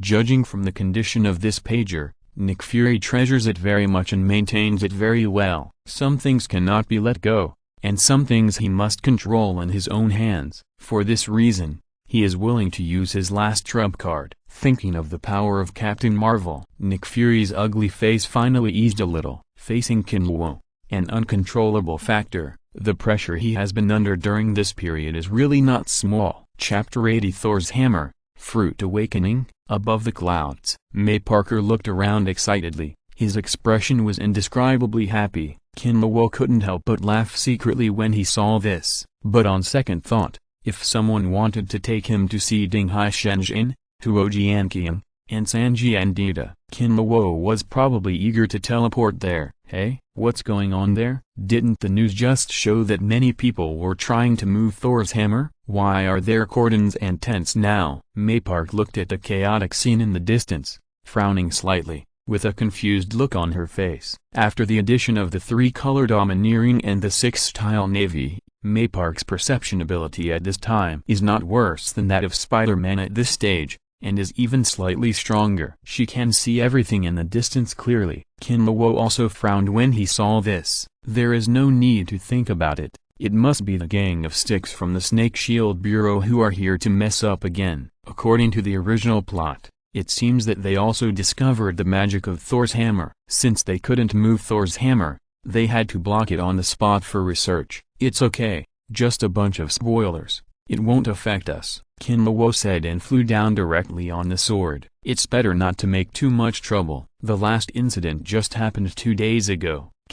Be careful not to be targeted by someone with ulterior motives." May Park looked at Kinlaw with concern, but she didn't want Kinlaw to get into trouble because of her. Kinlaw's heart warmed up when he heard this. At the same time, he felt helpless. Does he still need to be careful not to be targeted? The so-called interested person probably never left his eyes. "Don't worry, Sister Mai. I know everything." Kinlaw held May Parker's hand and said seriously. May Parker's expression relaxed when he heard this, and the two smiled at each other. Then when the flying sword fell into a cloud, the two held hands and jumped directly from a high altitude. When they were about to fall out of the cloud, Kinlaw pulled May Parker and directly started the ghost step, and the two disappeared in the sky in an instant. In a few flashes, Kinlawo took May Parker to the center of the tent, where Thor's hammer was placed, because the speed was too fast. In addition, the special effect of the ghost step that hides the different space, so no one found Kinlawo and his figures. The main reason was that it was too messy outside. Many people were fighting against the people arranged by shield. Even in the center of the tent, you can hear the noise outside. What freedom? What about not having the right? Those were the people who wanted to challenge and pick up Thor's hammer, but they were driven away by the people arranged by shield. Naturally, they would not give up. Kinlawo's wave perception spread out. He found that there were no people near Thor's hammer. To be precise, there were no people in the entire tent group. It was estimated that they had just gathered and some researchers had not arrived yet. Chapter 388. It was just that his expression was slightly crazy, and his eyes were full of red bloodshot. That look looked like a beast. The man stood up from the ground, glared at the two girls and said sternly, "Ignorant mortals, how dare you attack the god of thunder? Prepare to accept the thunder." Zizizizi. Before the man finished speaking, one of the frightened girls took out a self-defense weapon, making a tooth-grinding sound of electricity. Then, the so-called dignified god of thunder was electrocuted. Kinlawo's home. Kinlawo lay on May Parker's lap pillow and watched TV boredly. One hand held a remote control, and the other hand was playing with 3 green beans. The beans were colorless and tasteless, and looked even more ordinary. But if someone really underestimated these beans, it must be Wu Laoer's reincarnation. Kinlawo went fishing 2 days ago, and the random fishing rod was drawn.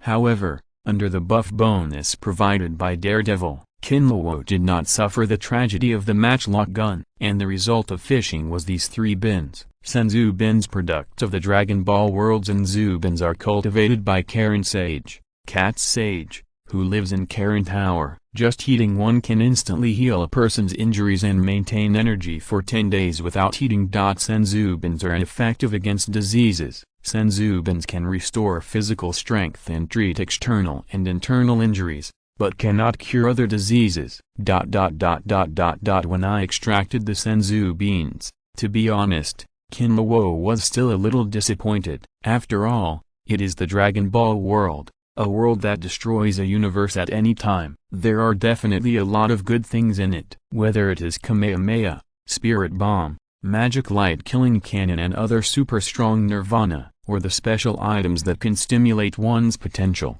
such as Super Divine Water. They are all stronger than Senzu beans. But Kinlawo was not so disappointed when he thought about it. What if he caught a Dragon Ball when fishing? He would be in trouble. A Dragon Ball, what's the use? At best it's just a decoration. You can't treat it as a tablet to pay tribute to like little Goku. If you catch a set of Namek Dragon Balls, it will be even more pitfall. He doesn't know Namek language, and he will probably be suffocated to death. On the other hand, although the Senzu bins are not that powerful, they are also life-saving things. No matter how many you have, it's not too much. Who would complain about having too many lives? Wow, Kin, please go back. The news just now was so interesting. There was actually a hammer meteorite. May Parker shook Kinlawo's shoulder and pointed to the cartoon on TV. Kinlawo was a little surprised to hear this, but he still pressed the return button. Soon, a group of people surrounded a silver hammer on the TV. Kinlawo's eyes widened instantly. My goodness, isn't this the Meow Hammer? Has the plot of Thor begun? In that case, it will be soon for Loki to do something. Avengers 1, The New York Battle. I wonder if I can meet the purple potato spirit in advance. Sister Mai, let's go and have a look at the hammer handle. I feel like there will be something exciting there. Kinlawo turned around and looked at May Parker, with a gloating smile on his face. He clearly remembered the various scenes of Thor being abused in the early days. It was so tragic. However, there must be something hateful about pitiful people. Thor's suffering was all his own fault, and he deserved it. Kinlawo would naturally not miss such a lively scene. What's more, there are rewards for system buff. When Tony was rescued, he got a legendary fishing rod with special effects. As one of the 3 giants, Thor, the god of thunder, would not be much worse than Tony. Thinking about it, I'm still a little excited. Kin, what's going on there? Every time you show this kind of smile, Someone will be unlucky, May Parker said hesitantly. Kinlawo couldn't help rolling his eyes when he heard this. What do you mean when I show this kind of smile? Someone will be unlucky. It's clear that they are going to be unlucky. I'm just a witness. But facing his woman, Kinlawo couldn't say anything. As the saying goes, only fools try to reason with women. Kinlawo pretended to be serious and said, that hammer is the legendary Thor's hammer in Norse mythology. I'm afraid Thor has been exiled to us by Odin, the father of the gods. Norse mythology? Thor? Odin, the father of the gods. Aren't these all myths? Do they really exist? May Parker looked at Kinlawo with a black question mark on his face, very puzzled. This feeling is like someone suddenly told you that Nizza was knocked down to the mortal world and the fire spear fell to the ground. Chapter 79. Joining in the fun. Shield was anxious to look at May Parker's confused eyes. Kinlawo smiled and said, since myths exist, there must be a reason for their existence. And myths are not all false. If I tell you now with certainty that hell is real, Mephitos, the lord of hell, Satan, including the 7 princes of hell, all exist, do you believe it? When saying this, Kinlawo subconsciously glanced at the door opposite the window. I don't know where Constantine has gone. I got a house for free. I feel so embarrassed. May Park let out a long sigh, with a bit of sigh on her face. I didn't expect that myths could be true. It's incredible. Such a thing really shocked her. Compared with this little spider becoming a superhero, it seems that it's nothing. Suddenly, May Park seemed to think of something. His eyes lit up slightly, and he looked at Kinlawo with a look of expectation and asked, Kin, you said that these myths are true, then have you ever seen those legendary beings, such as the demons in hell? Kinlawo nodded. In May Park's expectant eyes, he told the story of Constantine. By the way, he also mentioned the glorious deed of raising the middle finger to Satan. Speaking of which, Kinlawo really regrets it now. If he had the current strength at that time, Kinlawo can't miss such a famous scene. Okay, Kin, you have aroused my interest. Let's set off now without delay. If someone takes away the hammer, we won't be able to see anything. May Parker held Kinlawo's arm and became excited. Okay, let's set off now. But don't worry about Thor's hammer being taken away. It has been cursed by Odin, the father of the gods. No one can pick it up except a limited number of people, Kinlawo said and flew directly on the sword, taking May Parker to the place where Thor's hammer landed on the news. Sir, Mr. Kinlawo and Miss Mai left New York City and flew westward. Jarvis' voice rang in the studio. Tony was slightly stunned. With a look of surprise on his face, he put down the tools in his hands and muttered to himself, what's the situation? That guy is making trouble again? It's only been quiet for 2 days. Jarvis, did anything special happen in the direction Kinlawo went? Recently, a strange meteorite was found in a small town in the west. It was a magical hammer that no one has been able to pull out so far. Tony was confused when he heard Jarvis' words. Hammer? Meteorite? What the hell? Are there any special connections between these two things? Jarvis, pull out the photo of the hammer meteorite. Chapter 389. Kinlawo waved to the 3 people below. Tony finally came back to his senses at this time. He looked at the 2 people standing on the flying sword. One was handsome and tall, and the other was stunningly beautiful. A trace of envy and jealousy suddenly rose in his heart. He tried to compare the women he had had with May Parker. The results were all miserable defeats. No one could compare. Get out of here quickly, an eyesore, Tony said sourly. Kinlawo was stunned when he heard this, and then he immediately understood what was going on. A smug smile suddenly appeared on his face. Thinking about the past, when he just came back from the 10 Commandments gang, he, a single dog, ate dog food on this playboy. Feng Shui turns around, and the ancients are not deceiving me. It can make this famous playboy jealous. This feeling, it's so cool. Kinlawo controlled the flying sword and soon disappeared into the sky. Seeing this, Tony also took Spider-Man and Daredevil and left the scene quickly. Those who need to go to the hospital go to the hospital, and those who need to go back to rest go back to rest. Not long after everyone left, Nick Fury, the Black Brindeg, came over with a group of people from S.H.I.E.L.D. and stood where Kinlawo and the others had just stood. Looking at the empty surroundings, It was hard to imagine that this was a small building area before. Nick Fury was frighteningly silent at this time, and the muscles at the corners of his eyes kept twitching. It was obvious that he was trying his best to suppress his emotions. Kinlaw made such a big noise. Even if S.H.I.E.L.D. wanted to clean up the mess, it would not be an easy task. Coulson, who was standing aside, touched his bald hairline with a sad face. He seemed to be able to imagine a scene of working overtime in the next week, but he didn't dare to complain at all now. The black-brained egg was quite dangerous at the moment. Asgard, in the temple. Great father of the gods, Loki just found me. Don't allow anyone to use the Rainbow Bridge to go to Earth to help Thor, right? Odin spoke first before Heimdall finished speaking. Hearing this, Heimdall nodded immediately, with a bit of worry in his eyes. Let's leave it at that for now, don't refuse him.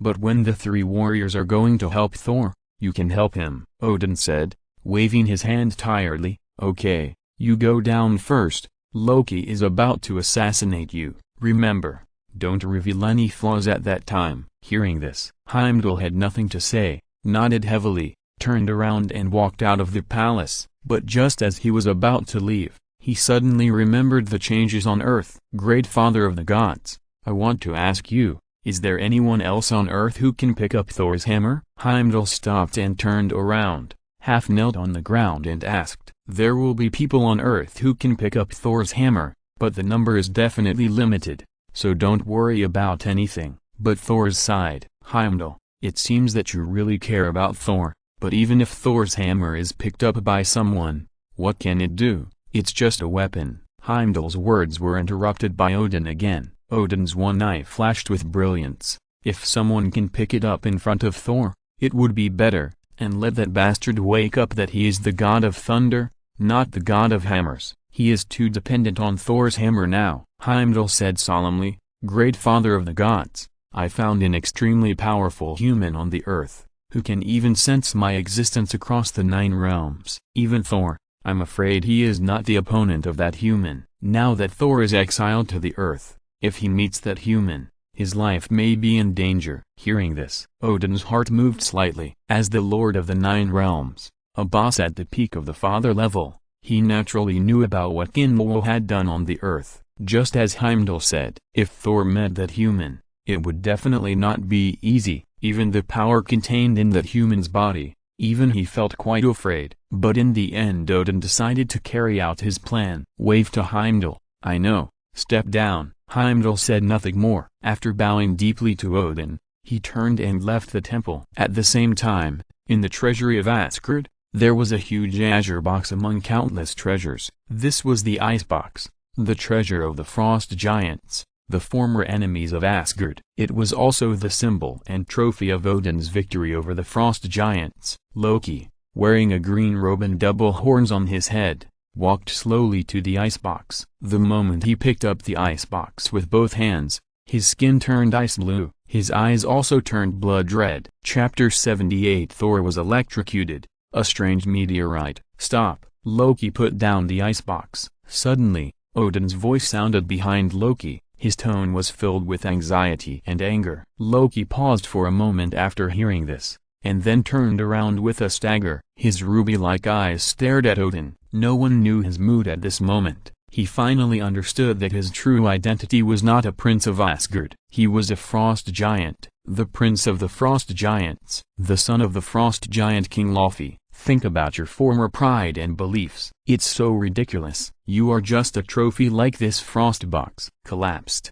Loki began to question Odin frantically. However, before he could say a few words, Odin suddenly showed a look of pain, covering his chest with his hands, as if he had a heart attack, and fell softly into the Asgard treasury. Loki watched all this with his own eyes. He was immediately panicked, no matter how broken his glass heart was. After all, the man in front of him was his father whom he had called for many years, and he also regarded Odin as his father. Guard, is there anyone here? Come and help me. Loki hugged Odin and yelled, his voice full of panic. Soon, the people guarding the door of the treasury rushed in, and they were also a little panicked when they saw the father of the gods lying on the ground. On the head of the rainbow bridge, Heimdall watched the opening of this farce with his own eyes. The corners of his eyes twitched involuntarily. Did his boss have any misunderstandings about the assassination? As expected, people get smarter as they get older, ghosts get smarter as they get older, and the King of Gods gets even more sinister when he gets older! When Asgard was in chaos. In a remote town somewhere, a car accident just happened. Two beautiful girls got out of the car in a panic and came to the front of the car to look at the man they hit. The man looked heroic, with tendons all over his body. Chapter 390. He knocked on the huge metal shield. Hey, hey, hey, three of you, the battle is over and you should get up. What's going on? Why is there no reaction at all? It's a bit scary how quiet it is. Could it be that those guys were really killed by the shock? No, under the wave perception, if these guys are in trouble, he will definitely be able to detect it at the first time. In doubt, Kinlawo flashed behind the shield. Nima! Puff. What's the posture of you three? Ha ha ha. The scene in front of him really made Kinlawo unable to hold back, and he laughed out loud. I saw three people squatting in the shape of a finished product behind two layers of shields. They covered their ears and lowered their heads in unison. They looked like three big ostriches. The most funny thing was the calves of the three people. The trembling was quite rhythmic, and it was not inferior to the legendary Wulawer. Faced with such a wonderful scene, Kinlawo decisively took out the camera. He took random photos from front to back. Click, click, click. Maybe the sound of the flash was heard by Tony. This guy suddenly opened his eyes, and first looked around in confusion. Then he locked his eyes on Kinlawo. Tony rushed over and grabbed Kinlawo's shoulders with both hands. He shook him madly and said, "Asshole, asshole, are you crazy? You are just a lunatic. It's just killing a monster. Why is it so big? You want to take revenge on Jinbing Industry. I have ways to make him bankrupt. You want to destroy the earth." Facing Tony's roar, Kinlawo scratched his ears that were a little itchy from the shock helplessly. "Don't worry. Why are you so excited? It's okay. Don't worry. I know it. It's just a little loud. Apart from those monsters, it didn't cause any casualties." Tony saw Kinlawo's appearance. The anger in his heart was even stronger. He pointed to a large piece of flat land around him, and yelled with a red face, "Your noise, a little loud!" That's not what I said. Kinlawo shook his shoulders lightly and shook Tony's arm away directly. After tidying up his clothes, he said seriously, "Look, those monsters run so fast. If one of them escapes, it will be such a disaster. Ordinary people are not even as good as toys in front of them. So, if I hadn't decisively used my big move, the damage caused would not be so little." Tony heard this. His mood eased a little. He knew in his heart that although Kinlawo was changing the subject, he was right. If these monsters were allowed to escape, the damage would be too great. It is no exaggeration to say that even if it is a monster, he has the ability to make the city panic. Relatively speaking, the destruction of this land is really nothing. Anyway, this land, including houses and all kinds of things, are Jinbing's Industry. It has nothing to do with him. In fact, the reason why Tony showed such a loss of control was completely due to the threat of death. Don't forget, it hasn't been long since the Ten Commandments gang incident. There is great terror between life and death. Although Tony didn't say it on the surface, the shadow of death in his heart has never dissipated. Just now I experienced it again, and it was good enough that I didn't collapse emotionally. Come on, it's over, let's go home. You should take Spider-Man first, Kinlawo said, and under the urging of his mind, the flying sword dozens of kilometers away began to return. "Asshole, you just left like that? I'm warning you, don't expect me to clean up your mess." Tony looked at Kinlawo with disgust and said. Kinlawo also rolled his eyes in disgust when he heard it. "Two grown men always talk about cleaning up your mess. You are really disgusting. Don't worry, it's not our turn to intervene in the follow-up. The guys from S.H.I.E.L.D. are professionals. They have watched the show for so long. It's time to collect the ticket money." Just as Kinlawo was speaking, the shadow of the ancient dagger slowly descended from the sky. Seeing this familiar flying sword, a strange look flashed across Tony's face. At that time, he almost watched a big show through the satellite. It's a pity that at the critical moment of removing the cloth, Someone known for suddenly appeared and blocked everything. Tony tried to turn around but couldn't break through the shield of the unknown power. He was so angry that he wanted to put on his battle suit and go to the scene to watch. Of course, he gave up the idea in the end because he was afraid of being beaten to death by someone. As the ancient dagger slowly descended, a figure appeared in front of everyone. The look on Tony's face became even weirder, and then turned into shock. You are Miss May? Tony exclaimed in disbelief. If it weren't for the fact that the woman's facial features on the flying sword hadn't changed at all, he really couldn't believe that the stunning beauty on the flying sword was May Parker. When Spider-Man heard this familiar name, he immediately raised his head. As a result, when he saw the familiar yet unfamiliar figure, he was also stunned. His eyes almost popped out. Mr. Iron Man? And this new superhero? Hello. May Parker smiled slightly, and a gleam of light flashed in his eyes when he looked at Spider-Man. Chapter 77 Poor Acting Skills. Odin's Plan. Hello, Mr. Iron Man? And this new superhero? May Parker smiled slightly, and a gleam of light flashed in his eyes when he looked at Spider-Man. Spider-Man trembled all over. He didn't dare to look at May Parker on the flying sword. He lowered his eyes slightly and said in a hoarse voice, "Hello, Aunt May." "Miss Parker.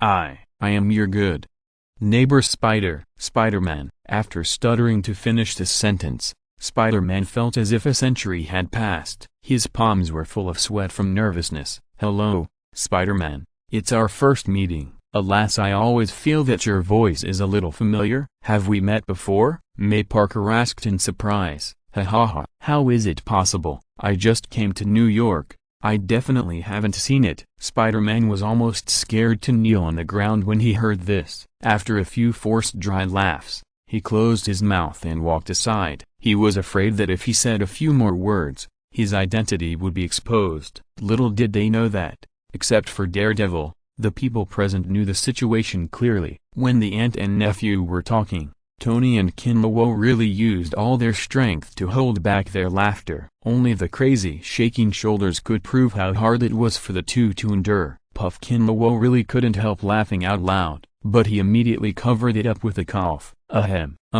Everyone, go away and don't stay here any longer." Kinlawo patted Tony beside him. Tony was smarter. This guy had put on his armor and a mask without knowing when. From the degree of his body shaking, it can be seen that this guy was laughing wildly in his armor. Kinlawo jumped up. He jumped directly onto the phantom of the ancient dagger. At the same time, the ancient dagger in his hand and the phantom under his feet merged and solidified with each other. "Then friends, we will withdraw first. Bye." Chapter 391. Forget about Peter's trick. "You're even worse than him. You're teaming up to trick me," Tony cursed angrily, and then took out a metal briefcase. After several consecutive operations, the briefcase quickly deformed and eventually turned into a huge metal shield. Spider-Man pulled Daredevil and Tony behind the huge shield with a wronged look on his face. But even so, Tony still seemed uneasy. He mobilized the last bit of power in the reactor in the square,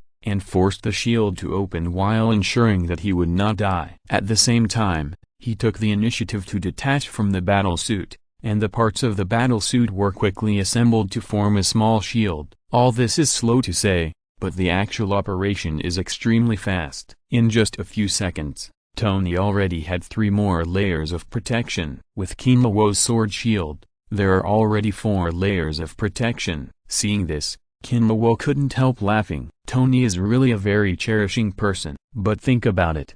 Anyone with hundreds of billions of assets would probably find it difficult not to cherish their lives. Now the Akala array must be detonated. There was no time to waste. In the few seconds when Tony was protecting himself, the immovable Vidyaraja array spread over another 100 meters and had already started to touch the slums. Kinlawo took a deep breath and gathered all the wave power in his body. At the same time, Kinlawo suddenly raised his hand, pulled the immovable Vidyaraja array, and clenched his fist. The rapidly rotating Vidyaraja pearl stopped immediately. The dark purple Vidyaraja pearl was instantly covered with cracks. The terrifying energy began to spread from the inside out. The power contained in it made even Kinlawo, the source, feel frightened. Go. Just as the Vidyaraja pearl was about to explode, Kinluo mobilized all the wave power and blasted it into the sky. In an instant, the sky was as bright as day. The 5 Vidyaraja pearls exploded together, erupting with a force that could destroy the world. The entire space seemed to be stagnant at this moment. Boom! The violent wave power tore the clouds, and the entire sky seemed to be torn apart at this moment. And the violent pressure also spread from the sky to the bottom. The ground under Kinluo's feet began to crack rapidly. At the same time, Tony's sword shield lit up with a milky white light, resisting the pressure from the sky. At this moment, not only Hell's Kitchen, but the whole of New York heard the deafening explosion. Countless cars sounded the alarm system. The city that had been quiet became noisy. And S.H.I.E.L.D., the military, private. All those who paid attention to the movement here. The instruments they used were unlucky, especially those who used eavesdropping devices. They were directly destroyed by the shock. And the answering personnel with headphones. I don't know how many were deafened. There are also some instruments that detect energy, which exploded on the spot because they exceeded the limit of the instrument. Kinluo felt the terrifying energy that was still raging in the sky and couldn't help but gritting his teeth. He was estimating whether he could withstand this level of attack if he faced it. Soon Kinluo had the answer. If he used other level 45 big moves to fight, he might be able to withstand it. If he was asked to use his own hard resistance, then the result would probably be a layer of skin peeling off if he didn't die. Although the move of the Akala Vidyaraja formation is powerful, there is only one pitfall. That is, you cannot move at will after using it, otherwise it will be broken immediately. But think about it, it is normal for such power and destructive power to have some shortcomings.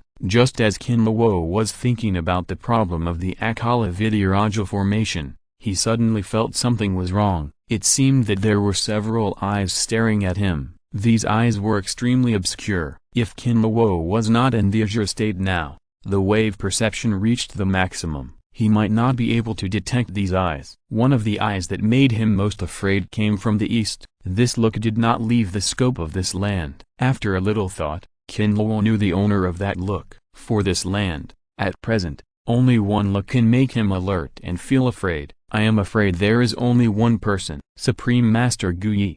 Apart from him, Kinluo can't think of anyone else. And the other look came from the sky, which is also the most hidden look. Kinluo mobilized the power of the wave again and added it all to the wave perception, make its perception ability reach the strongest. In an instant, Kinluo felt that he was looking into a pair of dark yellow eyes. The other party's eyes were full of astonishment. It seemed that he was surprised to see him. Soon, the other party cut off his gaze. Although it was only a moment, from what he saw in those eyes, Kinluo immediately determined the owner of these eyes, the gatekeeper from Asgard, with eyes that are said to be able to see through everything in the 9 realms. Heimdall. Chapter 76 Asgard, Tony Asgard who lost his composure. The opening of the Rainbow Bridge. Heimdall's forehead was full of fine beads of sweat. The eyes that could see through the 9 realms were now filled with shock. Someone on Earth could actually sense his sight. Apart from those big eyes,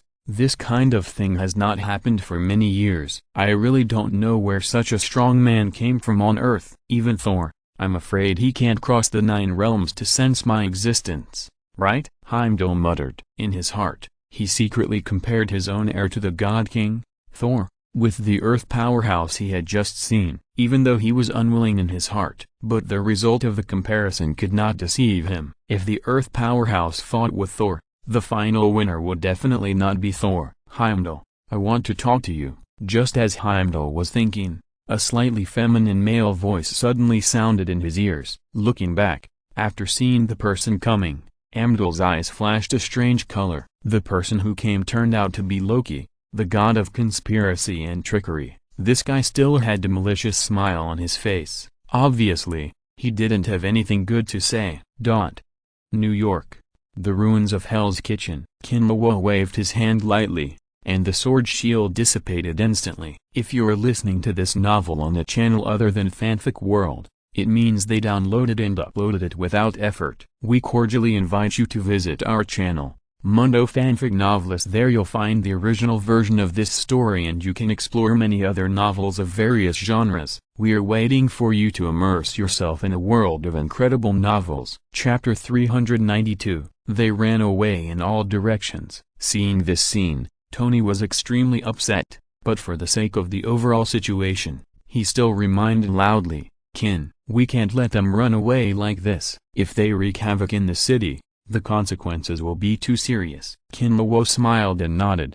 "Don't worry. These monsters can't run away. There are no people within a radius of 5 kilometers. Hearing this, both Spider-Man and Tony shuddered, especially Tony. He still remembers the Shura evil eye slash that soared into the sky when the 10 Commandments helped. "Asshole, you don't want to play so big, do you?" "Do you want to?" "That's right. According to the news from Jarvis, these are all Kingpin's land and industries, and the big boss finally escaped from Kingpin. Today's incident must be related to Kingpin, so I plan to collect some interest from him first," Kinluo said, emitting a terrifying wave of power. Even the surrounding space was affected by this power and became a little distorted. "Wave marking, murderous intention wave," Kinluo shouted twice. He added the exclusive buff of the Azurus series. At the same time, he bit his thumb. In an instant, a circle of runes emitting a milky white halo surrounded Kinluo's body. This is one of the most important passive skills in the Azurus series. Frustration will. Whenever you are injured,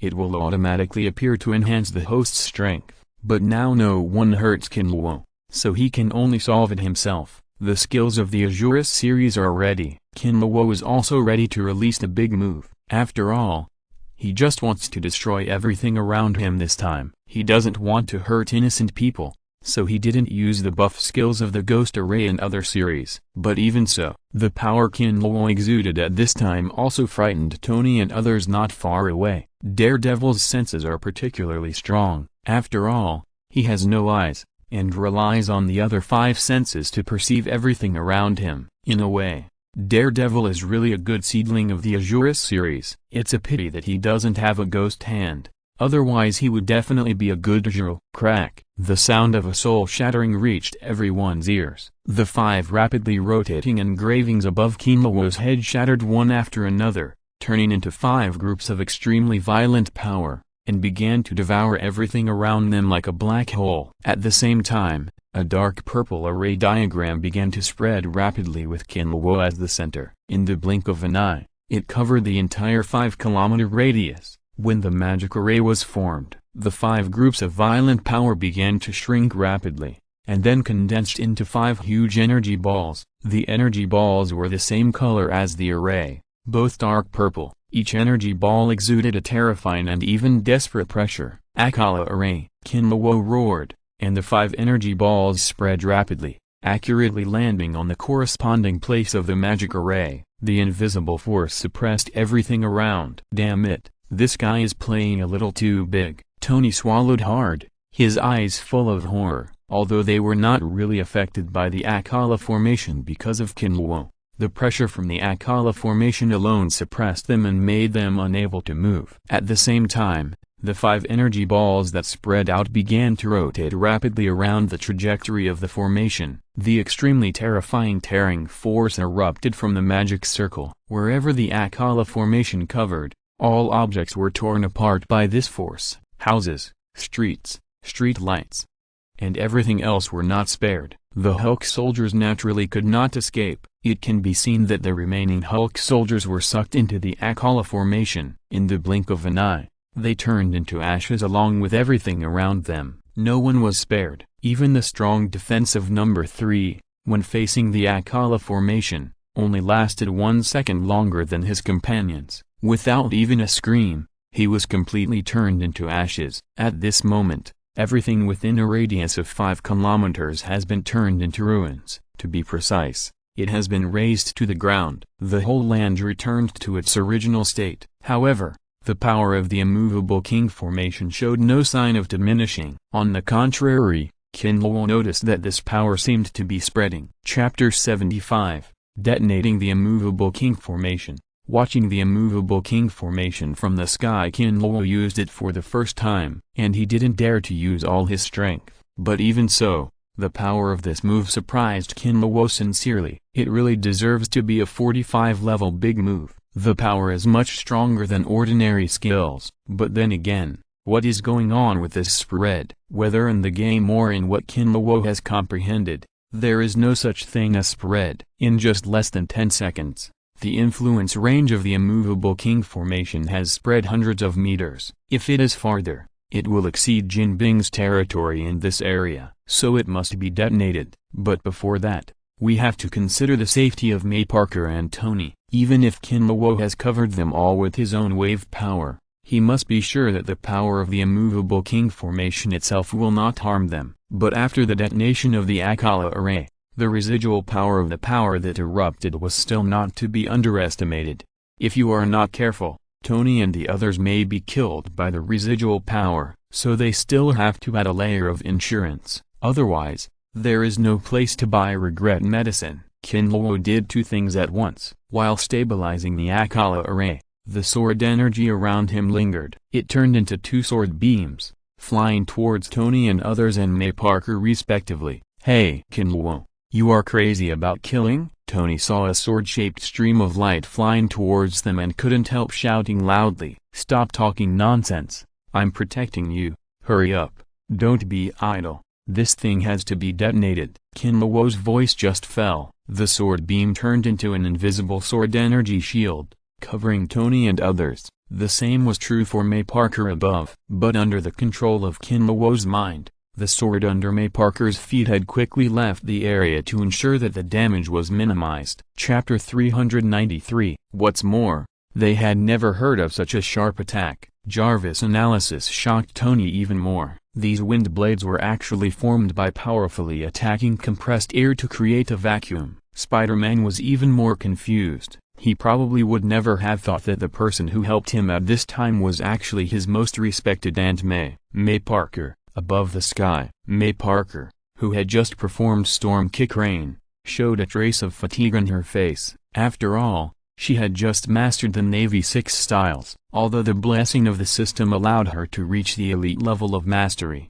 but if she wanted to easily perform such a powerful physical technique, May Parker would have to adapt for a while. Kinluo was also quite surprised. He never thought that May Parker was quite talented in the Navy 6 styles. He actually mastered the derivative skills so quickly. Speaking of the Storm Kick derivative skills that May Parker just demonstrated, it is quite similar to the Storm Kick Chaos performed by CP9 Cuckoo in One Piece. Kin, I'll leave it to you next. I want to take a break. Kinluo nodded after hearing this. Then, as if he suddenly thought of something, he looked at May Parker with a smile and asked, "Why, don't you want to meet Peter as a lifesaver, Humphrey?" May Parker shook his head, showing a hint of anger on his face and snorted, "No, that kid has kept so many things from me. I want revenge. I want to give that bastard a big scare." Kinluo couldn't help but feel ashamed after hearing this. He never thought that May Parker would have such a feminine side. But think about it, as a role like an old mother,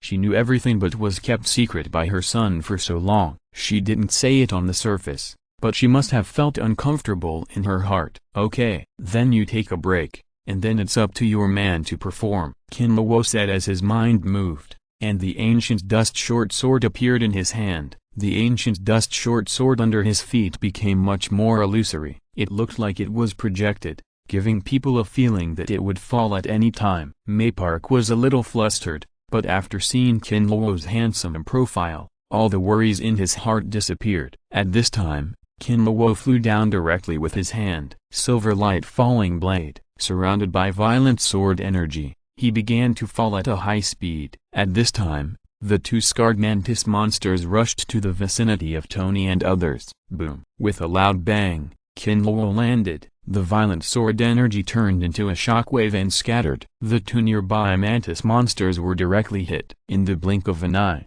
they were crushed into meat paste by the shockwave. Number 4, who was a little slower, was also blown away by the shockwave. Most of his body was directly broken. "Brother Kin," Spider-Man couldn't help but exclaimed when he saw Kinluo's figure, his face full of surprise and joy. "Damn bastard, why did you come so late and use such a handsome way to debut?" Fuck. Tony's face was full of indignation, but from his insincere eyes, everything can be seen. TSK, guys. You guys really look miserable. Kinlaw looked at them with a hint of ridicule and said. Tony and the others had already experienced a big battle. Although Kinlaw's shockwave did not hurt them, they did not fall behind the smoke and dust. They looked even more embarrassed. Daredevil almost became a native. Asshole. Stop gloating over others' misfortune. No one asked you to come. Tony's face flushed immediately after hearing this, and he said very unhappily. Yo, that's scary.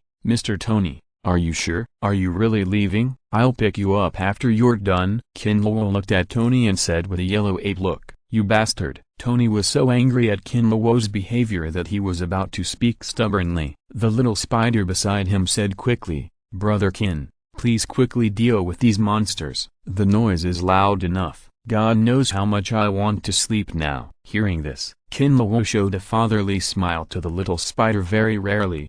Don't worry. Leave everything to me. Seeing this, the little spider shuddered involuntarily. I don't know why. Kinlaw's expression at this time made him feel cold from the bottom of his heart. No matter how you look at it, it seems a bit malicious. Okay Tony, I won't make trouble with you anymore. Can the energy of the arc reactor still withstand it? Don't be stubborn. If something happens to you, Potts can tear me alive. Kinlaw patted Tony's shoulder and said with a smile, Humphrey. Tony snorted coldly, gave Kinlaw a big eye roll, and then stepped aside. Chapter 74 Horror. Akala Array Plop. Tony sat directly on the ground. He took off the metal mask. At this time, he was completely relaxed, but seeing Kinlaw holding a sword and coming forward, Tony couldn't help but remind him, asshole, those monsters are not simple. They all have their own special powers. Jarvis has almost collected their information. Take my mask. Jarvis will tell you their respective information. Don't be careless. Kinlaw smiled when he heard it. Tony is always caught off guard and makes people feel warm. Thank you, but there is no need to be so serious about dealing with these minions. Fuck. What do you mean? They are minions, then what are we? Tony glared at Kinlaw, biting his back teeth, and his eyes seemed to want to eat people. Oh, don't care about these details. Okay, Kinlaw said, ignoring the angry Tony, and walked towards the Hulk soldiers. From inside to outside, there is a sense of leisure. It seems that they are not here to fight and kill, but to go on a spring outing. When passing by number 4, Kinlaw stopped slightly, looking at number 4 who was extremely miserable at his feet, and couldn't help shaking his head and said, it's so bad, and you're still alive. It's really hard for you. Go with peace of mind. Your partner will come to accompany you soon. Kinlaw waved the ancient dagger in his hand. In an instant, number 4's head was separated from his body, and the last bit of life was completely cut off. Seeing his companions die tragically at the hands of Kinlaw, number 3 and other Hulk soldiers dared to be angry but dared not speak. I'm afraid that few people know Kinlaw's strength better than them. Kinlaw's information has almost become their compulsory course. The Hulk soldiers knew very well that with these remnants, they were definitely not the opponent of the man in front of them. Now the Master's first mission is a complete failure. They have no chance to take off Daredevil's head again. But the second mission, they must complete it. Otherwise, they will not be willing to die. Everyone disperse. Escape immediately. Complete the second mission. Let this city be buried with us. With the roar of number 3, all the Hulk soldiers responded. Chapter 394. What really made Tony feel powerless and even desperate was that the two damn mantis monsters actually moved the metal boxes of number 3 and number 4 at the critical moment. Not only did they block the residual power of the arc pulse cannon, but they also released number 3 and number 4. There are levels among the Hulk soldiers. For example, the Hulk soldier in the Terminator is number 5. Tony, who was harassed by him alone, almost couldn't release his ultimate move. The Bogang Demon and the Mantis Monster are number 6 and number 7 and number 8 and number 9 respectively. Seriously speaking, the Bogang Demon and the Mantis Monster together are not as important as number 3 and number 4. They are not in the same class at all, not to mention the existence of those double-digit numbers who died. So to put it bluntly, Number 3 and Number 4 were released. Their annihilation plan this time was a complete failure, which was equivalent to playing in vain. Spider-Man was extremely depressed at this time, especially when Tony's weak roar sounded. The little guy almost shed tears. He knew very well that the failure of this plan was purely due to his own fault. If it weren't for the last 0.01 negligence, perhaps he would have finished the battle and gone home to eat. Tony breathed a sigh of relief, feeling the emotions of Spider-Man beside him, and shook his head helplessly. He didn't say much. In his eyes, Spider-Man was just a child. Things had already happened, and blaming him wouldn't change anything. Besides, under the circumstances at that time, even he couldn't guarantee that he would handle it better than Spider-Man. "I'll cover you here for a while. You guys leave quickly." Tony's voice sounded, and his tone was serious and unquestionable. However, Spider-Man, who had always been obedient, shook his head firmly at this time. "Mr. Stark, it's all because of me that the plan failed, so please, let me cover you. I don't want to be a coward who runs away." Now Spider-Man has only one thought in his mind, that is to make up for his mistakes. He doesn't want others to pay for his mistakes anymore. Daredevil just smiled bitterly and couldn't say anything. Although he has no eyes, he has always been able to see himself and others clearly. In his current state, let alone staying behind to cover the retreat, even if he could escape successfully, it would be a blessing from his ancestors. "Bullshit. Who said that I told you to run away and be a coward? Are you stupid? Have you read too many superhero comics? You are not naive enough to think that I want to stay and die. I asked you to leave first so that you can find help. Find that bastard Kinluo. Only he can deal with these monsters now." Tony saw that Spider-Man looked like he was going to die, and he was so angry that he cursed. In the past, he thought that Kinluo was a little too harsh on Spider-Man. Now he thinks Kinluo did the right thing. It was even a little too light. Spider-Man is now embarrassed, and it is not a problem that a 3-bedroom apartment can solve. Fortunately, he has a mask to cover his face, otherwise everyone will see his face that is comparable to a steamed hairy crab. But thinking of the hot man, Spider-Man's originally nervous and complicated mood,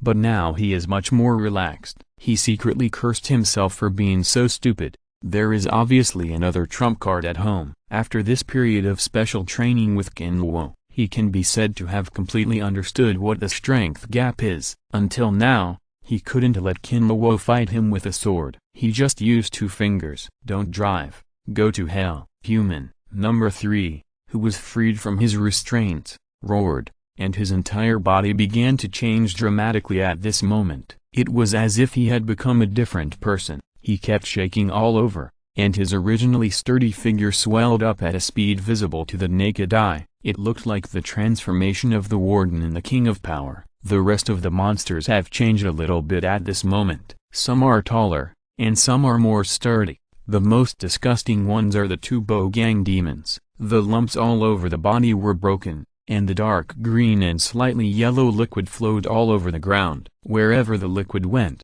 it made a sizzling sound that made people's teeth ache. There were also bursts of green smoke, which seemed to be some kind of highly corrosive liquid. These changes of the Hulk soldiers can be said to be their last trick. Forcefully squeeze the vitality in the body to double their strength, and some special abilities will undergo qualitative changes.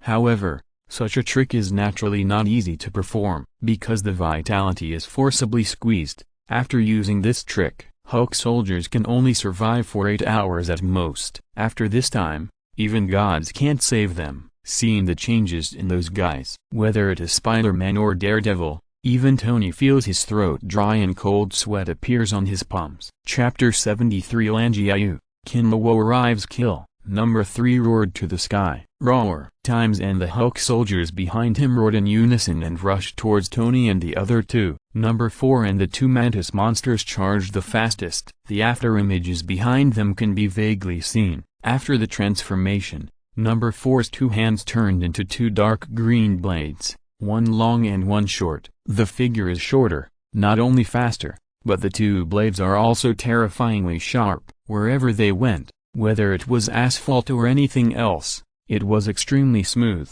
and the blade broke it into 2 sections without any hindrance. After the 2 mantis monsters transformed, They grew wings on their backs and were completely in a low-altitude flying state. "Damn it," Tony cursed in a low voice and raised his palm to release the palm cannon. But his energy was seriously insufficient. The light of the palm cannon was not as bright as the street lamp. Bang! The dim light column just flew out and was broken into two sections by the leading number 4 with a knife. Just when the Hulk soldiers were less than 10 meters away from them, a blue rain curtain suddenly fell from the sky. To be precise, it should not be a rain curtain, but a wind blade. Stormfoot middle-train. The wind blades quickly bombarded the Hulk soldiers. Each one could leave a deep blood mark on their bodies. The mantis monsters and number 4 who were charging in the front were the most miserable. In less than a second, there was almost no good place on their bodies. It is not an exaggeration to say that blood and flesh flew everywhere. Tony and the others all breathed a sigh of relief when they saw this.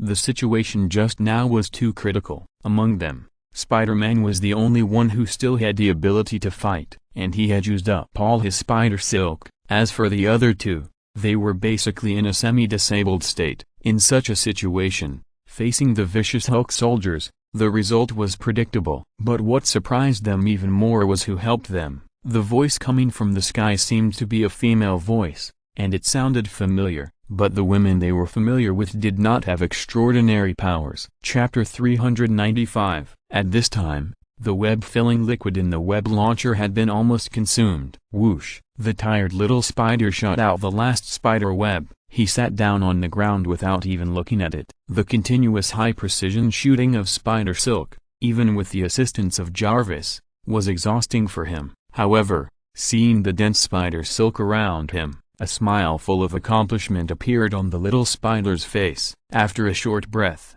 the little spider stood up quickly and shouted loudly, "Everything is done." "Mr. Stark, Mr. Daredevil, get out of the way." As soon as he finished speaking, Daredevil, who had long been unable to hold on, turned around and ran. However, the way Daredevil ran was quite funny. It is not an exaggeration to describe it as rolling and crawling. This shows how much physical strength he has reached. However, those Hulk soldiers wanted to tear Daredevil into pieces immediately, so how could they let him go easily? Roar, roar, roar times, and the roars of the Hulk soldiers continued to sound. But before they could make any move, the little spider grabbed the most critical spider silk and pulled it hard. Instantly, countless spider silks seemed to have received an order. They surrounded the Hulk soldiers from all directions. There was no gap at all. The two mantis monsters wanted to cut the spider silk with their sharp arm knives.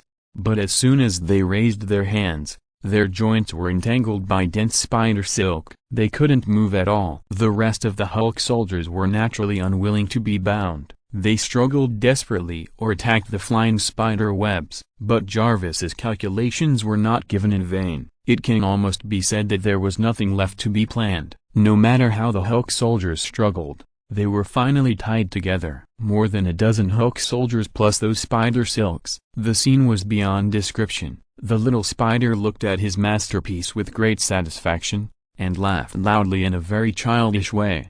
"Ha ha ha, you monsters, you are entangled in my spider web. Get ready to accept the judgment of death." "Mr. Peter, the spider web is 99.9% complete, huh?" Jarvis' voice sounded, and the little spider's smile froze instantly. He hurriedly looked around. "What's going on? Why is it not 100%? Why is it 0.01 short?" As soon as the little spider finished speaking, a special mark appeared in front of him. Looking along the spider silk, the little spider realized that the 0.01 difference was exactly the spider silk he fired last. Maybe it was because of the haste, or maybe it was because the little spider was careless with the last one. The spider silk did not stick to the designated wall. Instead, it stood on a piece of broken glass. "Now the glass is already shaky." "OMG!" the little spider exclaimed and rushed to the last point. It's a pity that it was too late. Click. The crisp sound of glass breaking rang out. The last spider silk instantly lost its support point,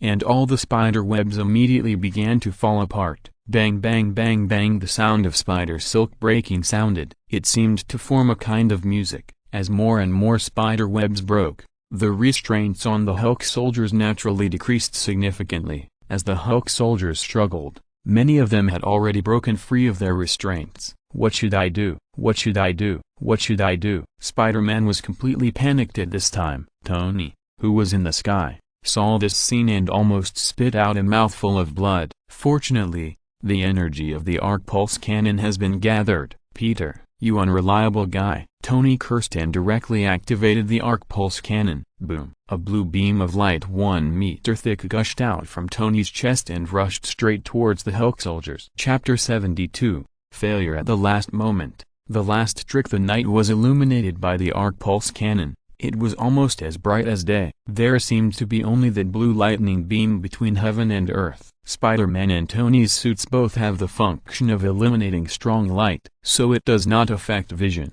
As for Daredevil, he has no eyes at all, so he will not be affected. As the arc pulse cannon approached, the Hulk soldiers struggled even harder. No, roar. At the same time, the Hulk soldier in the center roared unwillingly. These Hulk soldiers were not afraid of death. Their unwillingness now was just that they did not complete their master's mission. For them, Serial Sting's orders were above all else. After struggling desperately, some Hulk soldiers actually broke out of the spider silk. Boom! The arc pulse cannon exploded, turning into a sky-high flame, and the violent air waves ravaged everything around. Several Hulk soldiers visible to the naked eye turned into ashes in the flames on the spot. As the flames dimmed, a strong smell of blood permeated, and there were some broken limbs on the ground. But there were more things like charcoal and dark green blood. Fuck. Tony looked at everything in front of him and couldn't help cursing. At the same time, he felt powerless, because the Hulk soldiers were not completely destroyed. His must-win attack only killed half of them. There were still 8 Hulk soldiers left on the field. Although most of these Hulk soldiers were injured or even had incomplete limbs,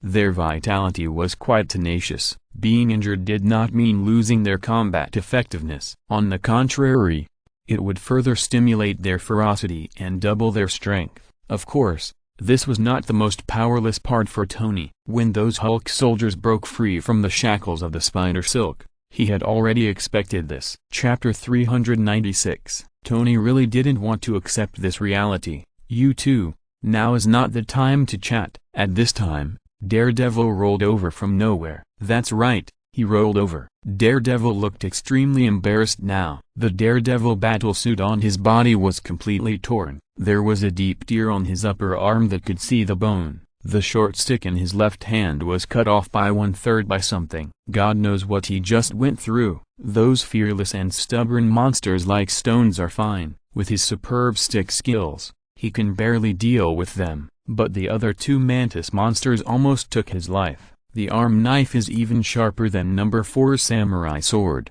and the speed is even more terrifying. If he hadn't rushed out at the cost of being injured, I'm afraid he would have lost his life now. As a result, as soon as he rushed out, he saw that the 2 people on the periphery were still in the mood to chat. Damn, can we get down to business? Daredevil wanted to die immediately. I'm very sorry, Mr. Daredevil. Spider-Man apologized with embarrassment. Tony's mouth twitched and he remained silent. They did trick Daredevil. It seemed that most of the monsters were attracted by him. Fortunately, Daredevil was fine. The 3 of them stood back to back, and the monsters surrounded them again. After a brief fight, the aura of these monsters became more fierce, and seemed to be a little stronger than before. Tony's heart moved. He now seriously suspected that these monsters had similar attributes to the Hulk. If they could really become more courageous in the fight, then there would be a lot of trouble. So we must fight quickly. Peter, find a way to restrain those monsters. Daredevil, you also follow Peter to help and buy me some time, Tony said seriously to the 2 people around him. Daredevil and Spider-Man instantly understood what Tony meant. This was the rhythm of using a big move. Understood. ×2. The 2 nodded in unison and spoke in unison. Action. Tony gave the order, and Spider-Man immediately shot out spider silk and flew over the monsters. Instantly, Spider-Man attracted the attention of all the monsters. Those ferocious eyes scared Spider-Man's palms full of cold sweat, and he almost lost his grip on the spider silk. But at this moment, various data suddenly appeared in front of Spider-Man. At the same time, Jarvis's voice rang in his ears. Mr. Peter, please go to the wall 30 meters to the left front. Spider-Man was stunned. He never expected that Mr. Stark would let artificial intelligence assist him. For a moment, the excitement in his heart dispersed all his emotions. According to Jarvis' instructions, Spider-Man came to the designated location, and then began to shoot spider silk in all directions. The speed was so fast, however, those spider silks either flew to the wall or fell on the street lights. Only a few of them fell on the monsters. Of course, Spider-Man did not shoot these spider silks casually. Although it looks messy, it is actually precisely calculated by Jarvis. Fortunately, Spider-Man's agility is outstanding. Otherwise, he might not be able to complete Jarvis' instructions. Chapter 71 Unreliable Spiderweb Entanglement. Arc Pulse Cannon Serial Stings. Hulk soldiers are not fools. Seeing the unusual movement of Spider-Man, although he didn't quite understand what it meant, he also knew that he couldn't do what he wanted. So 7 or 8 Hulk soldiers flew directly towards Spider-Man. They looked so aggressive, as if they were going to tear Spider-Man alive. But before they rushed out 10 meters, Daredevil had already blocked them. He quickly combined the 2 short sticks in his hands into one. It became a long stick. Because the previous short stick was cut by 1/3, the long stick looked a little weird. But this flaw did not affect Daredevil's performance.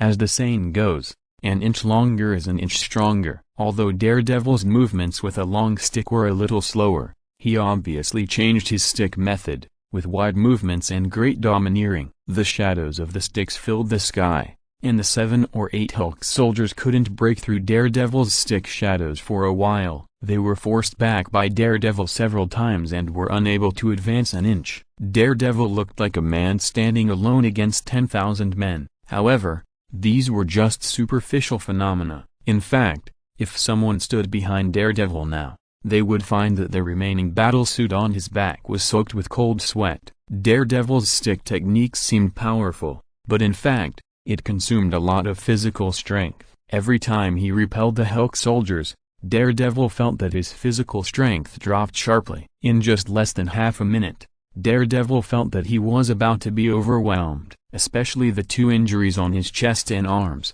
which seriously affected his movements. He had to grit his teeth and persist, trying not to deform his movements. It was no exaggeration to say that if the Hulk soldiers came to charge twice more, Daredevil might not even be able to hold the stick. In the sky, Tony's hands kept firing palm cannons, bombarding the Hulk soldiers who tried to approach him. The arc reactor on his chest was constantly accumulating energy. The arc reactor began to dim at a speed visible to the naked eye. However, a flickering blue arc could be seen faintly in the center. This was the arc pulse cannon. It was the strongest attack Tony could master at present. In theory, the arc reactor, which relied on the palladium element, could not withstand such consumption.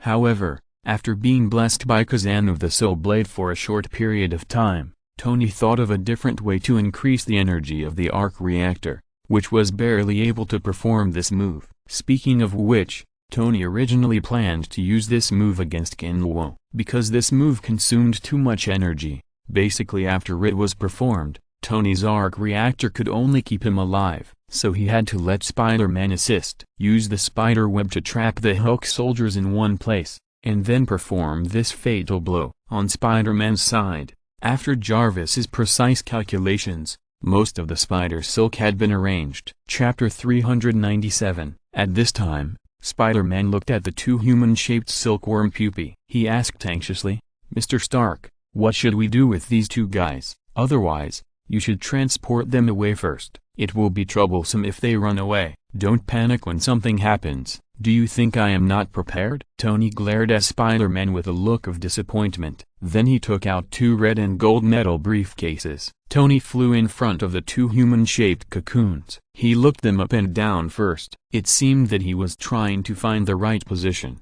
Tony opened the 2 briefcases and buckled them on the waist of number 3 and the top of number 4's head respectively. At the moment when Tony let go of his hands, the metal briefcases began to change with a full sense of technology. It formed a completely closed metal box close to number 3 and number 4. It completely enveloped them. The red and gold colors looked extremely cool. "Is this your new invention, Mr. Stark? You are so cool. Have you named it? If not, Peter, shut up. Seriously, monsters are coming. Tony interrupted Spider-Man's nonsense and raised his hand to fire a palm cannon. The yellow beam of light instantly hit the sewer not far away. Boom! Exclamation mark! A violent explosion sounded, and a cloud of dust was immediately raised. Then the huge figure rushed out of the sewer. Black smoke and stench were coming out of his body. There were dozens of holes on his green skin, and green blood kept pouring out. The monster that Tony blasted out looked very strong and wore a leather jacket. He looked like a Terminator. But compared to the governor, this guy's appearance was too different. At this time, two more monsters rushed out from the shadows. These two monsters looked very similar. It was a bit like a toad that had become a spirit. It was more like the mountain demon Pogon in Jackie Chan's Adventures. The body was abnormally bloated, with green lumps all over the body, but the limbs were very short. From a distance, it looked like two piles of meat.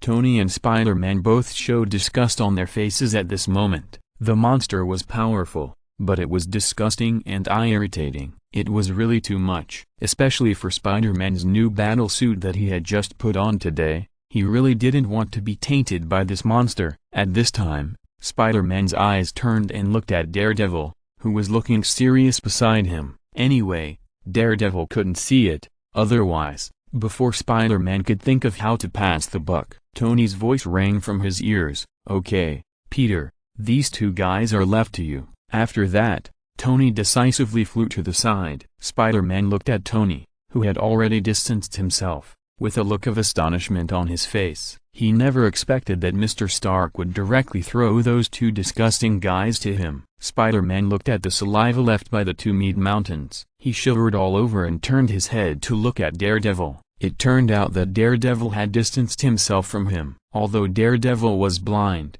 he was not stupid. Something that could make Tony Stark decisively blame him must not be a joke. So when Tony retreated, Daredevil also began to retreat quietly. "None of you can escape. You all have to die." The monster that looked like the governor stood up and looked at Spider-Man and others fiercely. As soon as the voice fell, more than a dozen monsters surrounded him from all directions, each with a fierce look on their faces, looking extremely terrifying. These monsters looked all kinds of things. Some barely looked like humans, and some were not even close to humans. There were even two that looked like big trees. Feeling the violent breath of the monsters around them, Spider-Man and Daredevil's muscles were tensed to the extreme for a while. Chapter 70 The War Begins. Father and son are kind and filial, haha, a bunch of artificial losers. Tony sneered and flew into the air. Dozens of missiles behind him instantly scattered and landed accurately in the group of monsters. Boom boom boom boom, dense explosions sounded, and smoke and dust filled the air. Soon, 7 or 8 monsters rushed out of the smoke and dust. Although they were injured, it seemed that the impact was not great. The remaining monsters were basically all blown away. Seeing this, Spider-Man and Daredevil did not hesitate. They each met several monsters. Spider-Man was the fastest. He instantly came in front of the two Pogon demons. The spider web launcher was activated, and several lightning spider silks shot out and rushed straight to the broad body of the Pogon demon. Zzz, the familiar sound of electricity sounded, just when Spider-Man thought that the opponent would be the same as number 3. The two Pogon demons, their fat bodies trembled, and they actually ate the spider silk. On the other side of the spider silk, Spider-Man only felt a strong force coming, and the whole person was involuntarily pulled over. The scene was indescribably weird, and it was quite similar to the scene when King Luffy used his ultimate cannon. Spider-Man's face changed slightly. No matter from which aspect, he didn't want to get close to these two Pogon demons. Just when he wanted to break the spider silk to get out of the restriction, suddenly, a monster like a mantis flew out from behind him. The sickle-like arms flashed with cold light under the light. "OMG, boom!" Spider-Man exclaimed, and before he could react, a yellow energy cannon came and blew the mantis monster away. Then Tony appeared beside Spider-Man, and with a light chop, he broke the lightning spider silk into 2 pieces. Bang, bang, bang. Under the effect of inertia, the two Pogon demons involuntarily stepped back several steps, and their huge weight caused the ground to tremble. Spider-Man almost flew out, but was supported by Tony in time. "Thank you, Mr. Stark." Spider-Man looked at Tony, who was so close, and his heart was so touched that tears almost fell. "You are disgusting. I just don't want this suit to be damaged on the first day. I will have to repair it for you then." Tony opened his palm with disgust,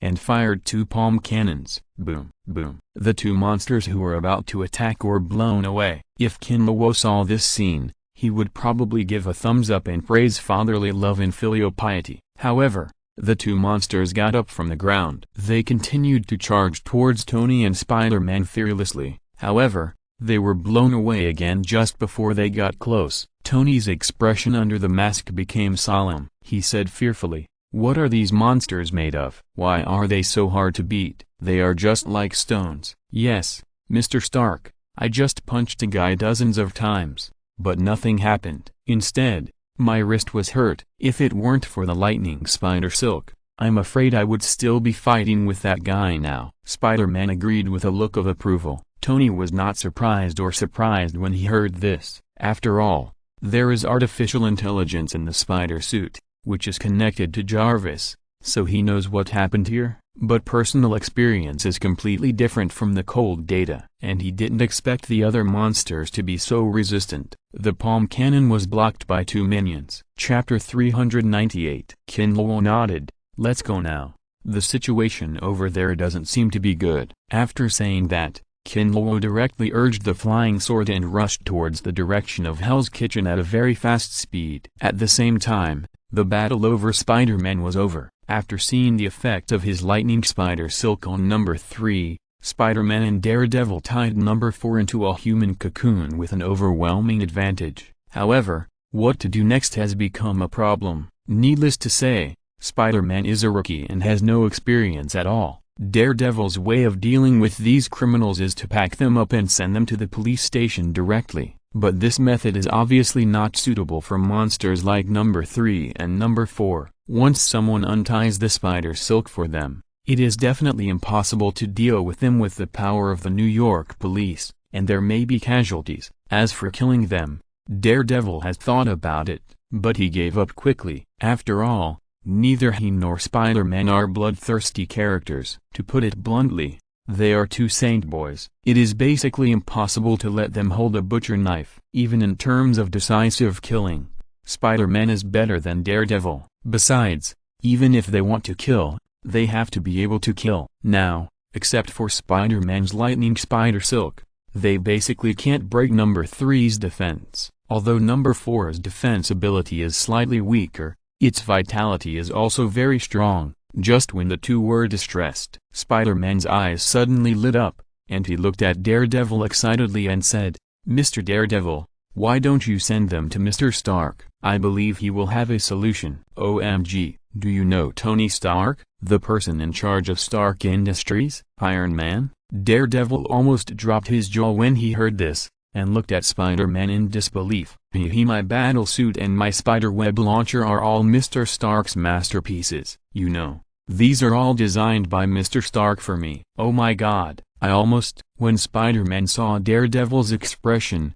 his vanity burst out and he started to talk a lot. Daredevil looked at the chattering Spider-Man with a little envy and jealousy. They are all superheroes, but why is there such a big gap? The other person's equipment is given by the boss, but he can only work hard on his own. The short stick is modified from a guide stick, and the battle suit is modified from his father's worn-out boxing uniform. In comparison, he is not even as good as a beggar. However, at this moment, Tony suddenly fell from the sky, looked at the chattering Spider-Man and said jokingly, "Little guy, you are so boastful. Does Miss May know?" "Mr. Stark?" Spider-Man exclaimed, his face flushed instantly, and his boasting words stopped abruptly. It was a pure large-scale social death scene, especially after seeing Daredevil's weird expression. Spider-Man's face became even redder, and a 3-bedroom apartment had been buckled out under his spider boots. However, Spider-Man completely misunderstood what Daredevil meant. Originally, Daredevil was only half believing and half doubting what Spider-Man said. After all, Tony Stark's identity is there. Not everyone can get access to it, let alone tailor-made combat suits. But he couldn't say anything to refute it. He could feel that the other person's combat suit was a real high-end product. The materials used were definitely not ordinary things. It was not something that ordinary people could get with money. But when Iron Man appeared, he could still tease him like this. All of this was confirmed, it was set in stone. It turned out that the difference was really so big. The other person's combat suit was really made by Iron Man. Hey, friend, are you wearing pajamas? Your nickname is not called Pajama Baby. Tony saw Daredevil's clothes and couldn't help but complain. The nickname of Pajama Baby officially changed. Chapter 69. It hurts. The monster attacks and hits. It's definitely a critical hit. It hurts directly. Daredevil's face became not very good, but he couldn't say much to this big guy. In comparison, his combat suit is really no different from pajamas, and it's not an exaggeration to say that it's a beggar's clothes, so Daredevil chose to remain silent. Seeing this, Tony did not get too aggressive. After all, he still had business to do. After receiving the location information transmitted by Jorvis, Tony looked at the two and said seriously, "Okay,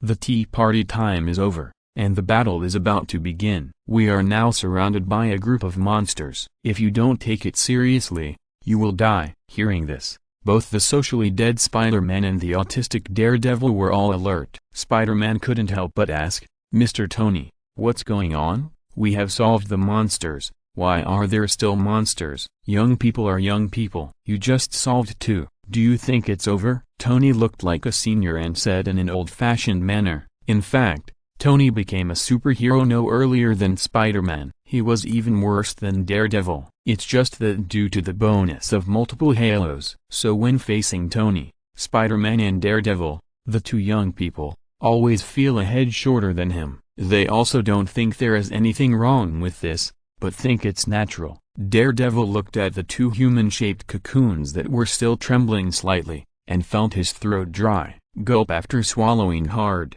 Daredevil asked in disbelief, "Mr. Stark, do you mean there are still many such monsters?" "Not too many," Tony shrugged, and he looked very casual when he spoke. Seeing this, Spider-Man and Daredevil secretly breathed a sigh of relief. But before they could breathe a sigh of relief, Tony's next words almost suffocated them. "About 16 or 17, we have 5 or 6 on average. Cough cough cough.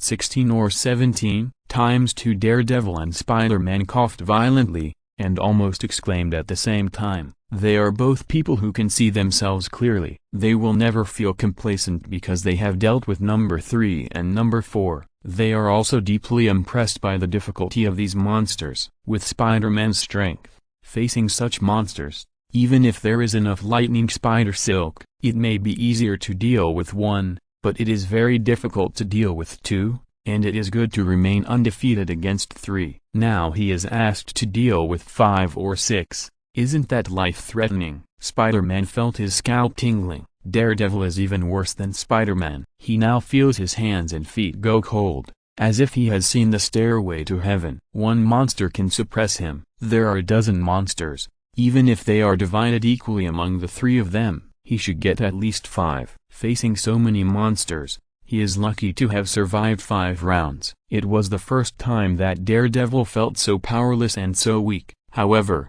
Tony didn't care about their mood at all. All the weapons on Tony's body were revealed, and he looked ready to go. The arc reactor on his chest was brighter than normal. If you're listening to this novel on a channel other than Fanfic World, it means they downloaded and uploaded it without effort. We cordially invite you to visit our channel, Mundo Fanfic Novelist. There you'll find the original version of this story and you can explore many other novels of various genres. We're waiting for you to immerse yourself in a world of incredible novels. Chapter 399. The teeth-grinding sound of electricity continued to come from the silkworm pupa, accompanied by the indistinct screams of number 3. Seeing this, the little spider secretly breathed a sigh of relief, and looked at the energy slot of his lightning spider silk. He found that he had actually used up nearly half of the storage capacity of lightning spider silk in this wave of attacks, and he immediately felt a pain in his flesh. Inside the cocoon formed by spider silk, number 3's face was full of despair. The power contained in these spider silks was very restraining to him. 1 or 2 spider silks were nothing, but so many spider silks were stacked together. Now number 3 felt nothing but numbness and unbearable soreness. He couldn't use any of his strength at all. He knew very well that he was in trouble this time, and it was a very miserable defeat. There was no other way, so he could only use the last trick. Help! Number 3's mind moved, and the eyeballs under his eyelids began to move rapidly. The strange energy fluctuations spread in all directions with him as the center. This ability was discovered by Swordsman accidentally when he was transforming them. These Hulk soldiers can emit a strange wave, which can be received by Swordsman, so as to make a call. However, only Swordsman can receive this wave completely. Others may have a weak sense, but it is impossible to have a conversation. Perhaps this is the special feature of Swordsman. The big signal in the head is good. Usually this ability is useless, and it is not even as convenient as a phone call, but in this situation, this ability is particularly important. Soon number 3 realized that he had successfully established contact with Swordsman. What's the matter with number 3? Is there any accident in the mission? Swordsman's cold voice echoed in number 3's mind, making number 3 tremble involuntarily. But just when he reacted, the current of the lightning spider silk around him immediately increased a few points. Number 3 couldn't help but scream again. He didn't dare to delay any longer and quickly said to Swordsman through his ability, "Master, our mission has failed. I don't know where a Spider-Man appeared from. He is very powerful. His strength is probably comparable to that of number 2. Number 4 and I are not his opponents. He is good at using several special spider silks. His strength is not inferior to mine. He is extremely agile." Number 3 passed all the information about the little spider to Swordsman at the fastest speed. In a safe house somewhere in the Kingpin gang, Swordsman's face became more and more ugly, and the blue veins on his head seemed to have life and kept wriggling. It looked very disgusting. Damn it, where did this guy who didn't know how to live or die come from? Damn it, it seems that we can't stay here for long. Fuck. Swordsman stood up suddenly and walked outside. Prepare to run away. He knew very well that since he could control number 3, the opponent's combat power would definitely not be simple, and the noise would not be too small. At that time, it will definitely be noticed by Tony Stark and Killua. It is very likely that he will be found out because of this. Swordsman does not want to face Killua head-on now, because he is not 100% sure to deal with Killua. From the information collected in the past, even if his Hulk soldiers come together, they may not be the opponent of Killua alone. What's more, Killua has an Iron Man Tony Stark beside him, so for safety reasons, Swordsman can only choose to sacrifice the car to save the general. Coming to another room, Swordsman said to the dozen Hulk soldiers who were sitting or standing, 0, 1, 2, follow me, and the rest go to help number 3. Then create chaos in the whole city as much as possible. Yes, master. Times except for the 3 Hulk soldiers in the lead. The rest of the Hulk soldiers all showed fierce light on their faces in an instant, rushed out of the safe house, and disappeared into the night in the blink of an eye. In fact, these Hulk soldiers who left knew that they were treated as abandoned. There is absolutely no possibility of survival this time. But even so, they would still obey orders, because they had been dealt with by Swordsman. They were real dead men. Master, should we deal with Kingpin? Number 1 walked up to Swordsman and asked respectfully. Forget it, time is urgent. Let's leave this city immediately, Swordsman said and sat directly on number 1's back. Just as they were about to leave, number 0 said in a very hoarse voice, "There is a little mouse, I will deal with it in a few seconds." As soon as the voice fell, number 0 disappeared instantly. A shrill scream sounded. In less than 5 seconds, number 0 returned to Swordsman, holding Bullseye's head in his hand and said, "The garbage is dealt with." Swordsman looked at Bullseye's hideous face and his eyes were open. He took a last look at the safe house where he had just stayed for less than 20 hours. Damn it, my soldiers will not die in vain. Daredevil, Spider-Man, Tony Stark, Killua, none of you can escape, you all must die. As soon as the voice fell, Swordsman began to flee along the route that had been planned long ago. Harsh words may be harsh, but he really means it. Chapter 68, Feelings in the Heart. Daredevil is jealous. Killua, who was wandering in the sea of clouds with May Parker, suddenly sneezed twice in succession. He rubbed his nose and frowned, thinking first, scolding second, mumbling third. Who the hell is scolding me? I see you. You just don't take care of your body. Did you catch a cold? May Parker leaned on Kinlawo's shoulder with a trace of concern on his face. Kinlawo turned his head and looked at May Parker beside him, and his nosebleed surged again. In order to prevent himself from making a fool of himself in front of his woman, Kinlawo quickly mobilized the blood and energy in his body to suppress the nosebleed. This was the countless times Kinlawo had used the power of chi and blood to suppress the nosebleed. There was no way to imagine that the current May Park was too evil. According to Laugo's words, it was hooked and lost. The beauty of imagery, the change of the slippery fruit to her could really be said to be a complete transformation. All the original defects on her body, such as large pores and fine lines, disappeared without a trace. Now May Park was like a peeled egg, extremely tender and white, and with the special bonus of the slippery fruit. But the gentle and dignified temperament in her body did not diminish at all. Absolutely the best of Mengd. Stop it, with my body, I can't even get a fever at the end of the world. Someone has great malice towards me, so I reacted. Kinlawo rubbed May Parker's smooth hair and continued. Our world of two should end. Tony just sent a message that Peter is in trouble. Although it has been solved on the surface, there is a hornet's nest in the interior. Many monsters are out and ready to besiege that kid. I'll send you back first, and then go over there to clean up the loser, Kinlawo said with a cold light in his eyes. Since these underground rats dared to show up, don't blame him for being ruthless. Through Jarvis analysis, it can be basically confirmed that these monsters were created by the big boss. Kin, let me go with you.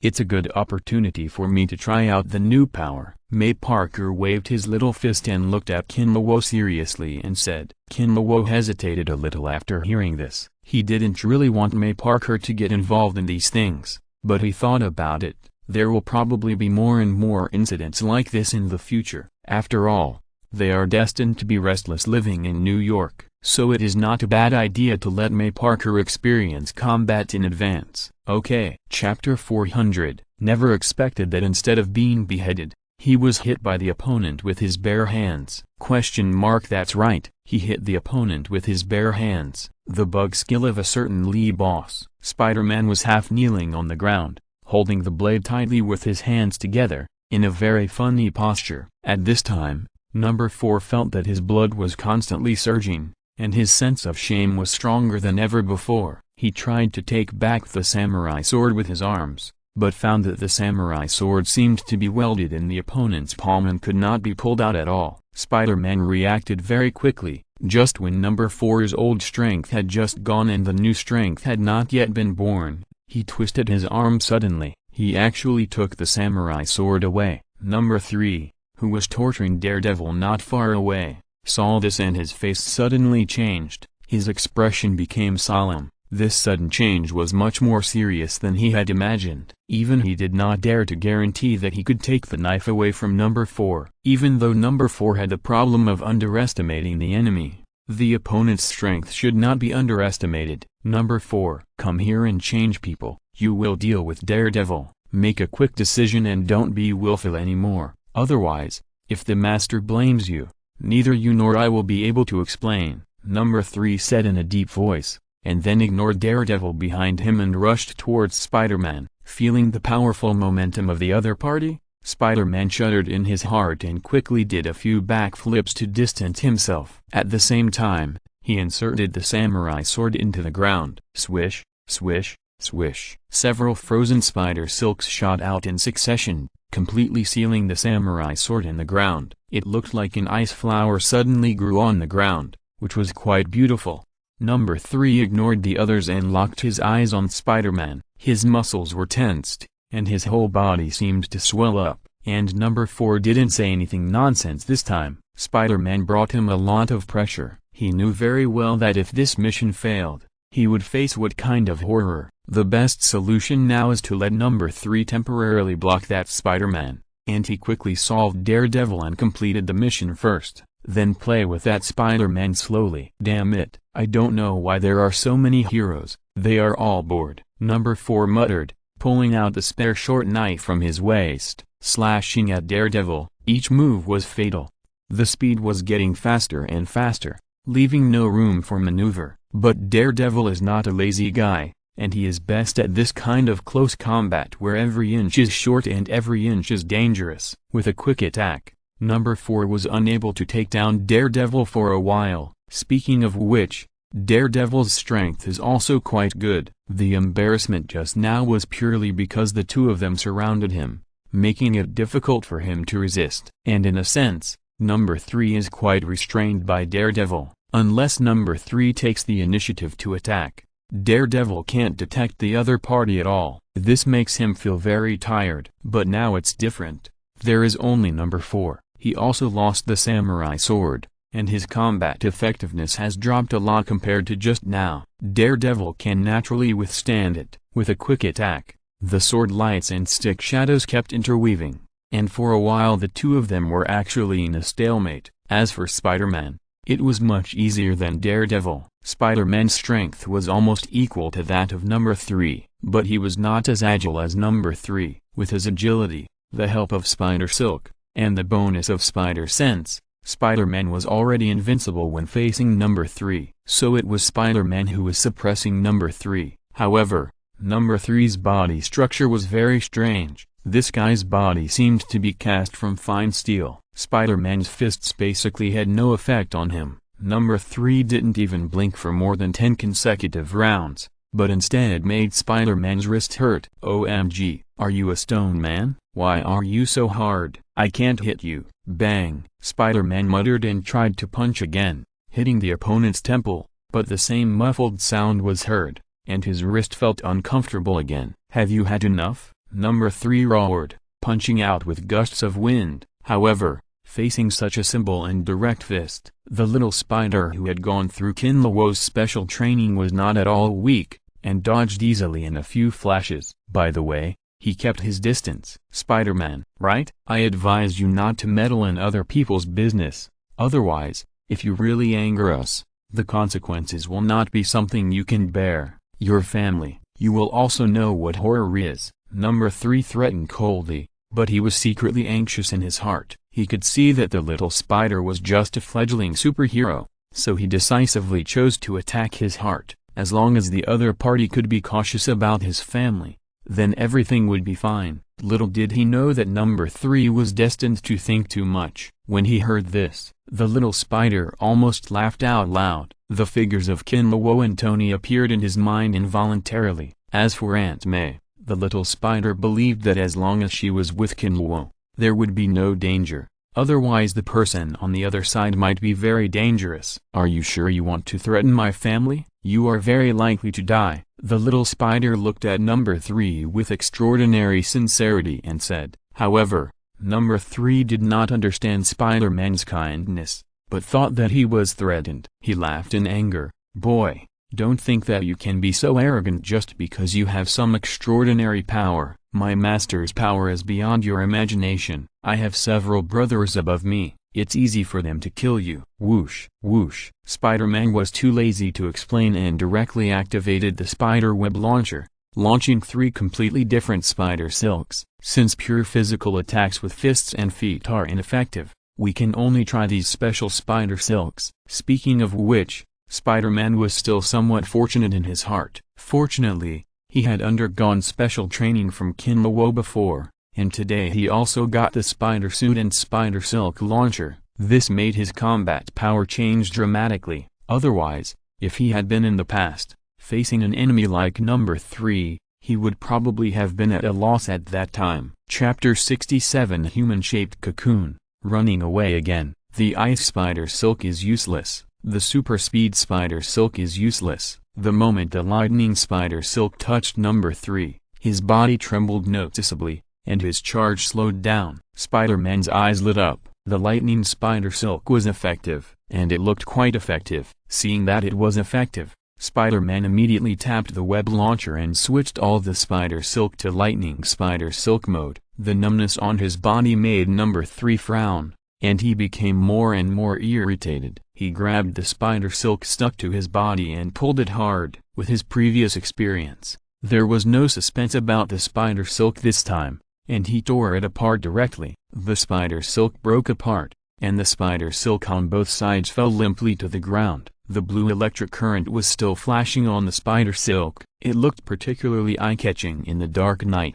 However, at this moment, Number 3 found that Spider-Man had appeared beside him without knowing when. At the same time, a dazzling blue light emanated from his hands. He secretly said in his heart that it was not good. Before he could react, Spider-Man made a move. Swish, swish, swish.